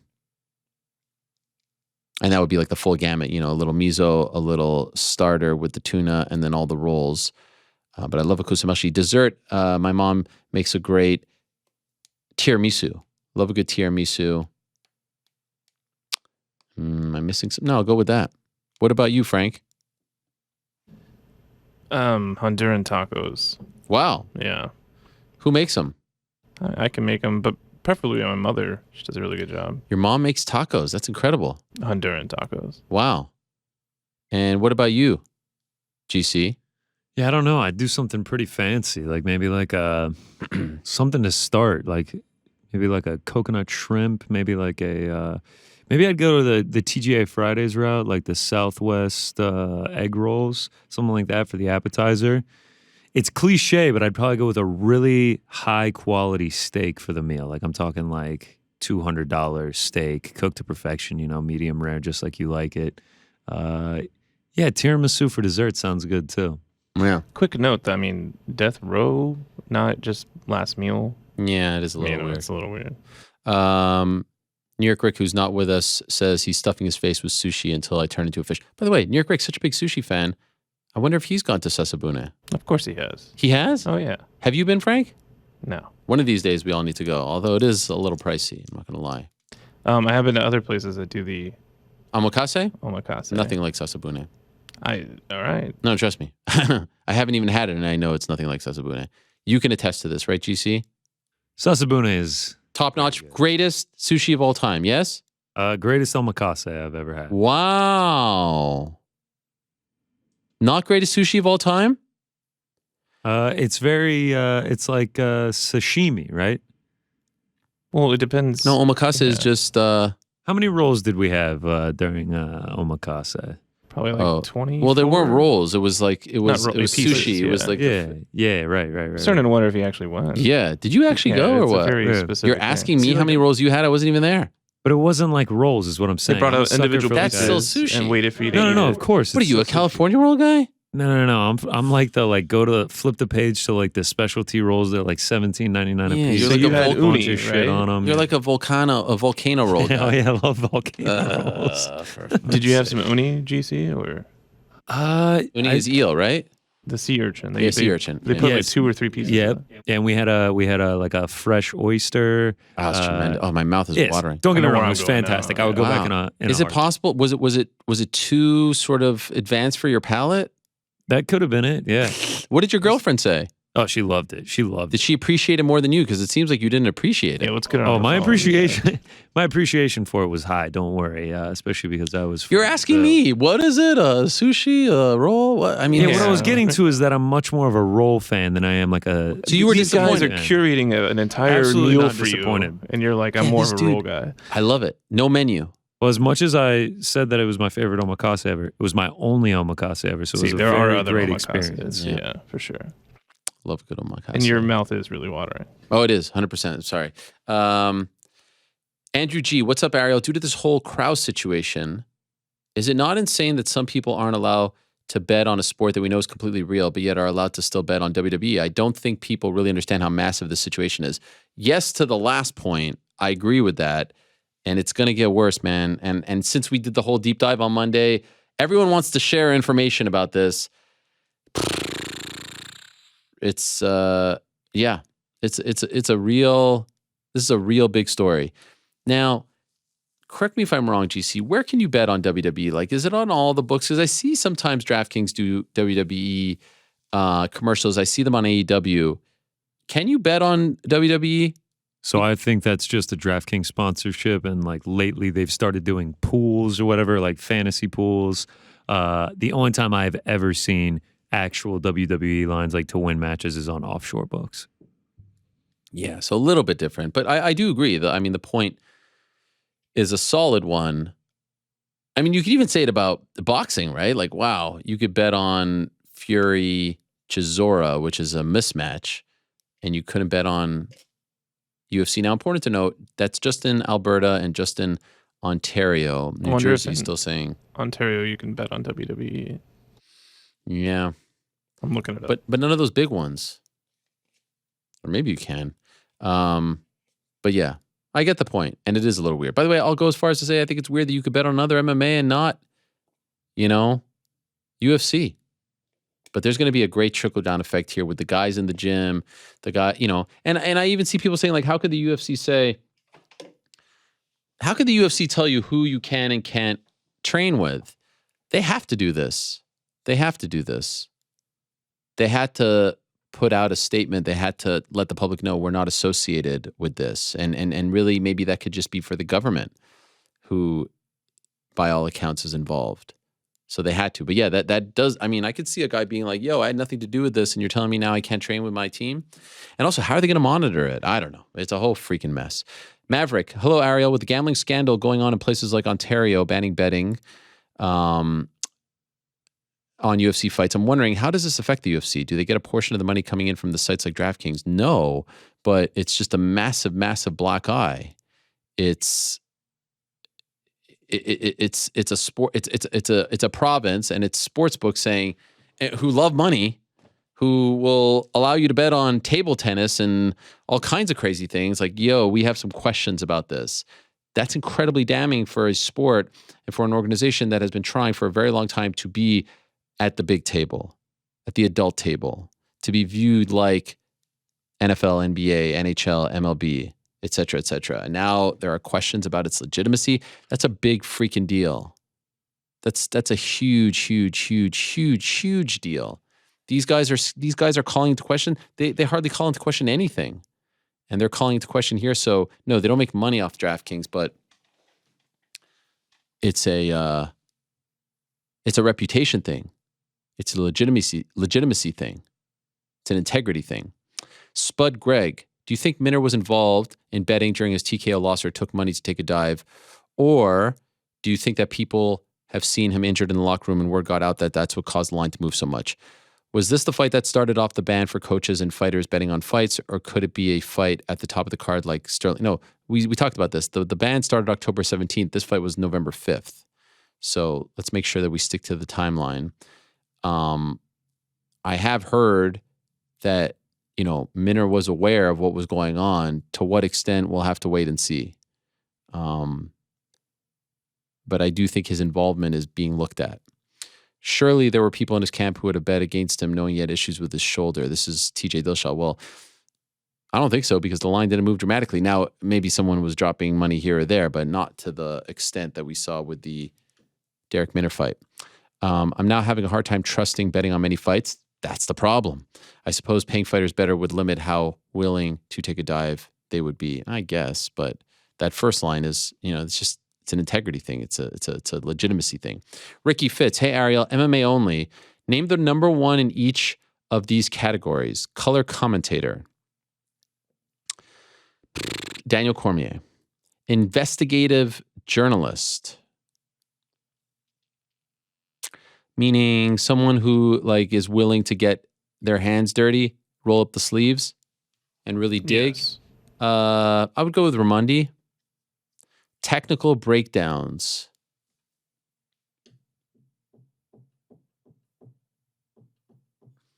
Dan Hardy.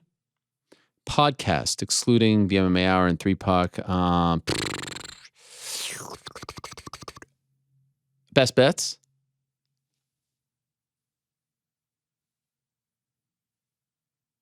Nothing? All right. Wow. Did GC leave? No. You're talking best bets. You didn't they listen to the advertise every week on UFC. Huh? Oh, no, wait. What's the name of your show? No bets barred. I thought you were talking about best bets, the UFC show. Yikes. I was thinking of it because of the Krause thing. Oh, that's my bad. No wonder you said nothing. Oh, God. I really do suck. Newsbreaker? You're looking at him, Chico. I mean, come on. David Velasquez. Hi, Ariel. With the final Bellator card of 2022 just days away, what did you think is their outlook for 2023, aside from their CBS debut on the 4th in Dublin? I mean, I think 2023 is a big year for Bellator. CBS show has to be big. They got to start building talent. They need to get some life back into the brand. They need to infuse it with energy and life and excitement. It's a big one. Also, I feel like they need to I don't know, the marketing needs to be up, the promotion needs to be upped. How come when I go on Paramount Plus, I don't see Bellator best knockouts and things like that? I just feel like they need to get behind it more. David M. Good day, MMA Hour crew. Ariel, what do you guess is next for Wonder Boy? I wouldn't mind him kind of putting the final nail in Masvidal's career, as it seems like Gilbert won't get the chance. Love that fight. I say this as I don't believe Masvidal reached the status of Nate and Connor, where losses don't affect them, and in my opinion, another loss does for him. Mentioning Nate, any update? I saw that Dustin tweeted him to come back for one more against them. How interested are you? Would have been in that one. Would have loved to see it. I mean, that was the fight that they were going to make if Nate resigned. Don't think it's going to happen anytime soon. I'm not saying it's never going to happen, but would love to see it. Masvidal, Wonder Boy would be great. Here's the thing. I don't know if the timing works out unless Masvidal's out for a while. Wonder Boy has a broken hand. Masvidal hasn't fought in a while.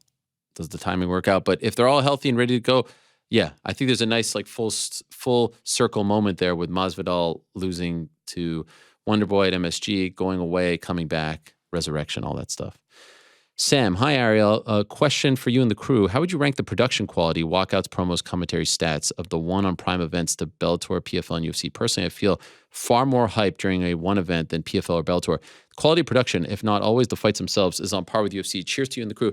I like it. One thing that I will say about PFL and Bellator, man, for some reason, the walkouts feel very sort of lacking energy. And have you noticed, and you guys probably noticed when you were there, the PFL songs that they use are very generic, right? What is up with that? Yeah, I guess I never really thought about that. It's not no, it's not like any song. I don't know. And maybe this is a licensing thing. Maybe they don't want to pay for it. It most likely is that. Bellator, I always feel like the music needs to be louder. Don't love the stage. I don't mind a ramp. I don't love the stage. And that's been a staple for a while. I think the UFC does it best with, walking through the crowd. Everyone loves that, right? No doubt. Walking through the crowd is the most badass. It's simple. It's boxing-esque. It's Tyson-esque. You don't need a lot. You just need loud music, energy, going through the crowd. You don't need to overthink this. Yes, just to rank them, I'd go one championship PFL, Bellator, no doubt. That's fair. Honestly, I would go one Bellator, PFL. Because at least in Bellator, you can use your own music. Benjamin Cure, great young journalist. Hi, Ariel. Over the weekend, Rogan had more plates, more dates, Derek on his pod. Derek was really eye-opening. and discussed how there are a lot of things USADA allows that could enhance performance. In your opinion, as much as USADA has changed the game, do you think they're letting a lot slip through the cracks? I mean, far be it for me to really know about this world, like truly, like maybe someone like this Derek guy. I didn't see this interview, but I mean, let me ask you this. When's the last time a big name fighter got popped? Back in the day, we saw Jones and Brock and all these big names. When's the last time we saw something like this that dramatically changed an event, a main event? So, I don't know. And I do have issues with the whereabouts stuff. Like these guys are independent contractors and they're being asked to put their info and their location 24/7, 365. No one has to do that. And I wish they were able to collectively bargain that. So yeah, I think you can say that there are issues. And there's always been something like, what? You're letting this, but not that. The Brock thing, 200, that was a really big red flag. Nick the Dane, bigger future in sports, BKFC or Uncle Dana's slap fighting championship? I mean, I guess your level of interest in this slap fighting thing, GC? Right now, right off the bat, 5 out of 10. Yeah, and I would imagine. Why do you have what is your interest? You see the belt got dropped? Come on. At least this is. By the way, is MMA media going to cover this? Like, are they covering? Like, why are they covering this? Is my question. This is not mixed martial arts. It has nothing to do with mixed martial arts other than the guys behind it.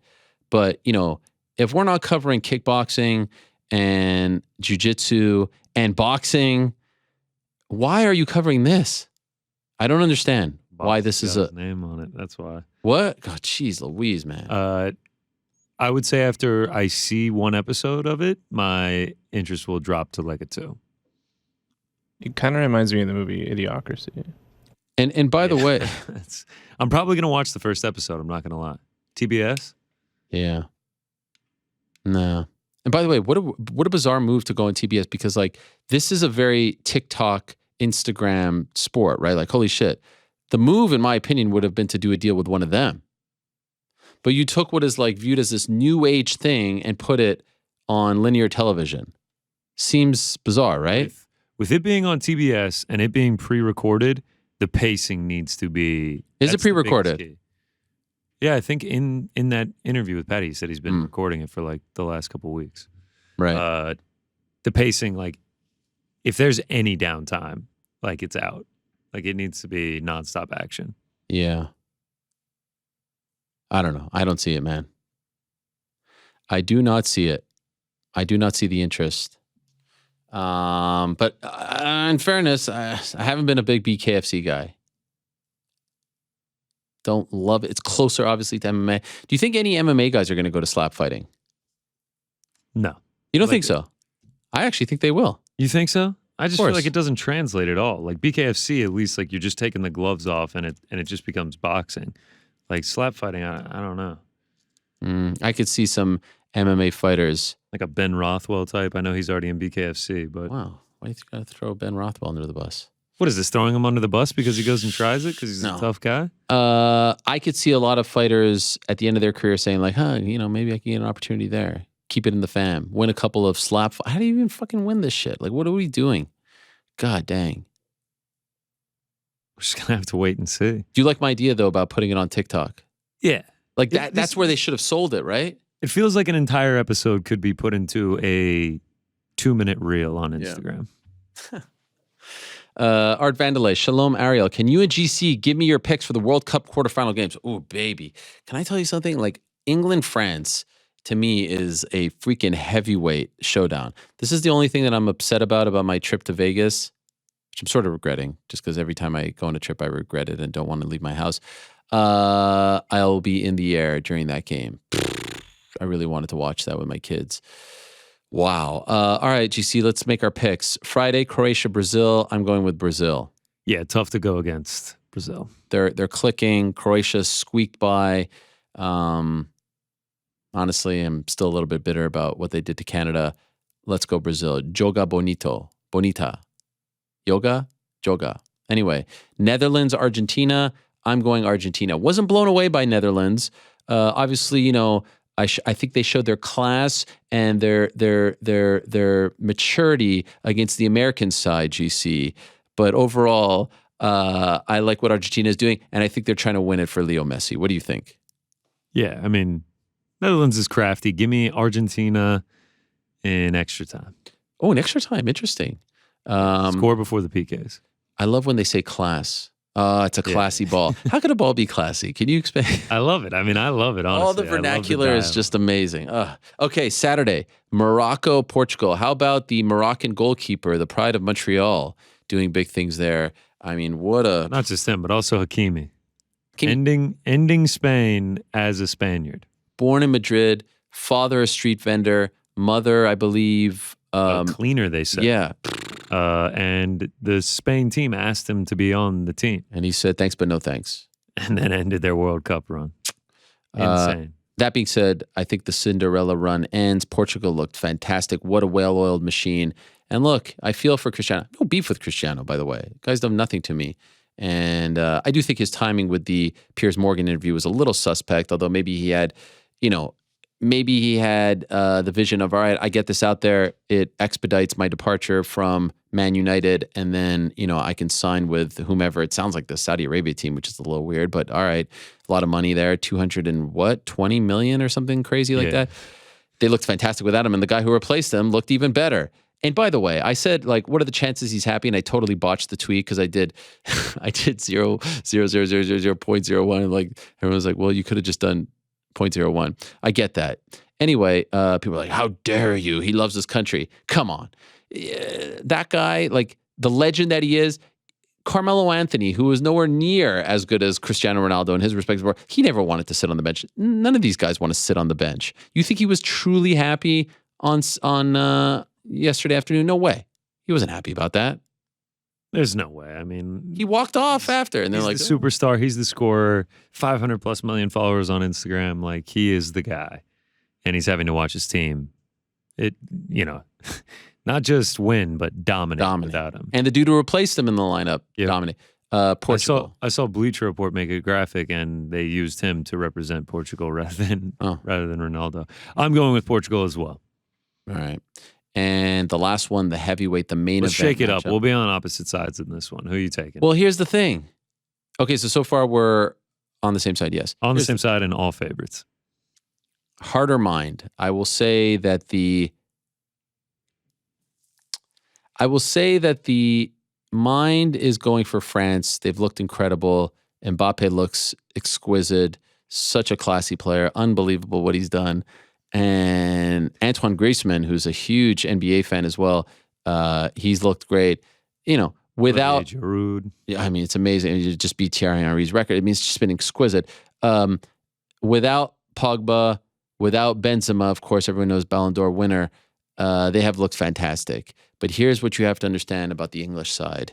There is something known as football, and there is something known as coming home. And lest we forget, football's coming home. It's coming home. It's coming home. Football's coming home. And I think this is the year. It's either this year or 2026. Of course, that'll be an anniversary, 1966. They're gelling at the right time. Of course, we saw what the 19-year-old youngster Jude Bellingham did. We saw Harry Kane get off the schneid this past weekend. Foden has looked tremendous. There's so many great players on the team. I mean, who could forget about Mr. Pickford and all the great young players? They really seem to be gelling, wanting to win this for Gareth Southgate, wanting to win this for perhaps the Queen, wanting to win this for their friend and teammate Raheem Sterling. I feel like there's a lot to like. There's a lot to like there. So I'm going to go with England. Long story short. After all that, give me who's Les Bleus. Who is the favorite? France by a slim margin. I think it's just the third time ever that they meet each other. By the way, other than Canada, and I'll throw in the States, my two favorite national anthems. Oh, yeah, they are. These are great ones. Save our gracious King. And then the Marseillaise. Dun, dun, dun, dun, dun, dun, dun, dun, dun. I mean, it's just amazing. Iconic. Connor from Canada. Hey, Ariel, following RDA's call out of Connor over the weekend, it had me thinking, why do fighters try and get money fights when they're still fighting on the same contract and therefore would be getting the same pay regardless of opponent? Well, there's a trickle down effect. There's, what happens. Look at Nate, right? Look what happened after the fact. So is it just for more general exposure? To a degree, because otherwise I don't get why they're calling for, also you can renegotiate. You can say, hey, I'm fighting this guy. Let me get 250 instead of 100. So there's multiple reasons, but shoot for the moon, land among the stars. Thanks. Let's keep the ball rolling on the new and improved Parlay Pals. Wow. Eliezer Katz. Shalom, Ariel. Non-MMA questions. With Hanukkah fast approaching, what is your favorite donut flavor filling? Strawberry. I like strawberry jam. That's my favorite. I don't know if that's like a typical thing, but strawberry. What is the most meaningful Hanukkah gift you have ever received? Toda rabba achi. Thank you. Truth be told, when I was growing up, my parents gave me everything, great house, great life, support, food, clothes. Like I was a very, very, very, very, very, very, very, very lucky kid. And we didn't actually really do the Hanukkah thing, like the 8 crazy nights and all that.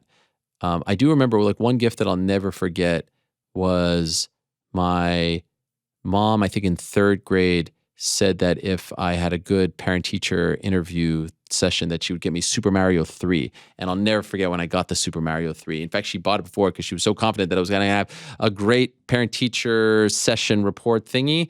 And that was the one with the tail. I always loved the Mario with the tail. The raccoon tail. The raccoon, yes. That was a very exciting one. And then another gift that I'll never forget as a youngster was, it was actually around wintertime. My mom picked me up from school and took me to see Home Alone, the first one, for the 5th time in theaters. I saw it 5 times. And I remember even what I ate in the car going to the theater. It was a salami sandwich. I remember I was so excited. 5th time. That was a big deal. And then my other favorite gift, present, whatever thingy was 1st grade, birthday party, surprise party. My parents surprised me and got us all tickets to WWF at the Montreal Forum. That was a really big deal. Mr. Perfect, Bret Hart, fought to a draw. It was tremendous. Not all of those, if any of those, were Hanukkah gifts, but meaningful. And that donuts Hanukkah thing? Yeah, it's a big thing. Latkes, donuts. Put on your yarmulke. It's time for Hanukkah. You know that? I know that part, but does he actually call out donuts in that song? Yeah. You're supposed to do, they're called sufganiyot. Interesting. Sufganiyot means a donut in Hebrew. It's supposed to be about the oil and the frying because they use the oil for the 8 nights, It's not the healthiest of holidays, but a great time. Rookie Blue. My daughter, by the way, is pushing for, first time that we've had this as parents, pushing for a Christmas tree. And I told her, I'm fine. Tell her, yeah. I said, we could do it. But then the brothers are like, no, that's not our thing. We do Hanukkah, And I'm like, we can make a Hanukkah tree. I don't mind it. I love Christmas. Christmas is the best. The movies are great. The lights are great. The presents are great. I have no problem, but she's really pushing for it. So we'll see what happens. Rookie Blue, Mr. Helwani, we know you're a sneakerhead. We've seen the Jeremy Scotts, your extensive collection of SBs, and even the poodle head shoes. Yes, I wore those recently for my daughter's birthday. What's your favorite current silhouette, and which current brand collab is your favorite in everyday rotation? Honestly, I'm not like a big sneakerhead anymore. Shit's too expensive. I went on Flight Club, and like the shoes that I was getting back in the day, they're now like $2,000. Had I known the Miss Pac-Mans would be so coveted, I never would have worn them. I'm wearing these now. I don't even know what these are. What are these, Frank? I can't see them. Those are shoes. Yeah, they're shoes. They're SBs, but I don't know any of this stuff. There's cool ones out there, but I like the De La Souls. De La Soul is from the soul. Graham. Hi, Ariel. Big fan from Scotland. Question for me is, the next time there's a free week for UFC, would you consider doing an MMA journalist special? Knowing your backstories, hearing about your families is part of the reason why we feel connected to you and the team. So it'd be great to hear from you and to interview others in your field. If so, who'd you love to have on? I'd love to hear you speak to Guilherme, Adam Catterall, Kevin Ioli, Laura Sanko. Cheers, love the show, and all the team. That's not a bad idea. What do you guys think? And when's the next No UFC? I mean, I guess there's a bit of a break, but then we got the awards and whatnot. But yes, I love the media brethren. I don't know if we all have like the most interesting backstories, but all those that you mentioned are legends in their own right. I mean, we had Shaheen several months ago. He's the man. Love him. Obviously, the whole MMA fighting team. Love seeing Mike Heck here for the watch party. Right? Such a mensch. He's a mensch. I was with Mike. In Tampa for the Jake Paul fight back in the day. He is a mensch. Hey, sour cream or applesauce on the vodka? Oh yeah, thank you. Why have you been looking this up? Hate sour cream. All right, then moving on. Yeah. A.K. Lee, of course, legend, fellow Canadian. There's so many. Brazilian Beast. All of them. Yeah, we could do that. Well, we used to have a show called the MMA Beat where we would feature a lot of the journalists. Frank loved that show. You watch it all the time, right? Best show ever. Lorenzo Fertitta once told me that he loved that show and would watch it on the treadmill. Probably part of my undoing at Fox was him watching the show so regularly. Alex Weber, do you actually like Prime? Yeah, here's my Prime right here. Drinking it.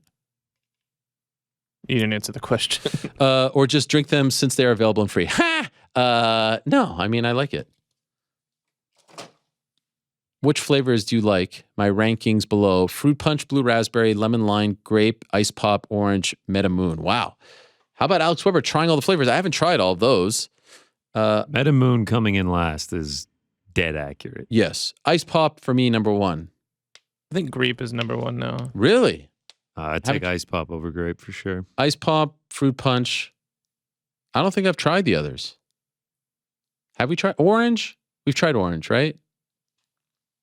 I didn't try orange. Lemon lime, definitely not tried. Blue raspberry, not tried. But yeah, much respect. I enjoy it. Gives me a little oomph in the show, you know? No caffeine, but I feel the sugar. Lewis adds, A-Dub and Kevin both ask questions about the show's outro. Hard to see 21 questions being hit in the opening segment. Yeah, you think? Golly. So I felt outro talk could be a nice way to send us home. Look at Lewis. So thoughtful, right? Mensch of all menches. Had to reorganize everything after today's big breaking news.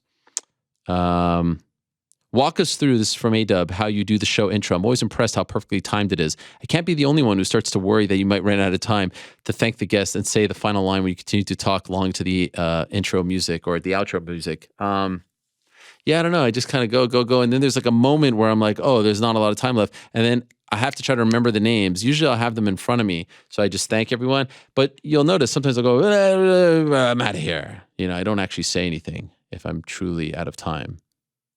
But yeah, I mean, we've been doing it for a long time with that same song, 2009. So I've gotten used to it. I'll note the moment when we do it in a second here when I think that it starts to round third. Kevin, hi Ariel. One of the things that has weirdly enough sparked my curiosity the most is your outro. When you say peace as the outro ends, is this something you consciously do? Although recently you've been missing the spot so often. Have I? I mean, I think you could do it after. It doesn't have to be exactly. When I say, I don't know. There's no real rhyme or reason for that. The piece I'm out of here is in reference to Billy Madison, Nib High School rules. Or no, it's Nib High rules, did he say? No, Nib High football rules, I think he said. When they did that debate.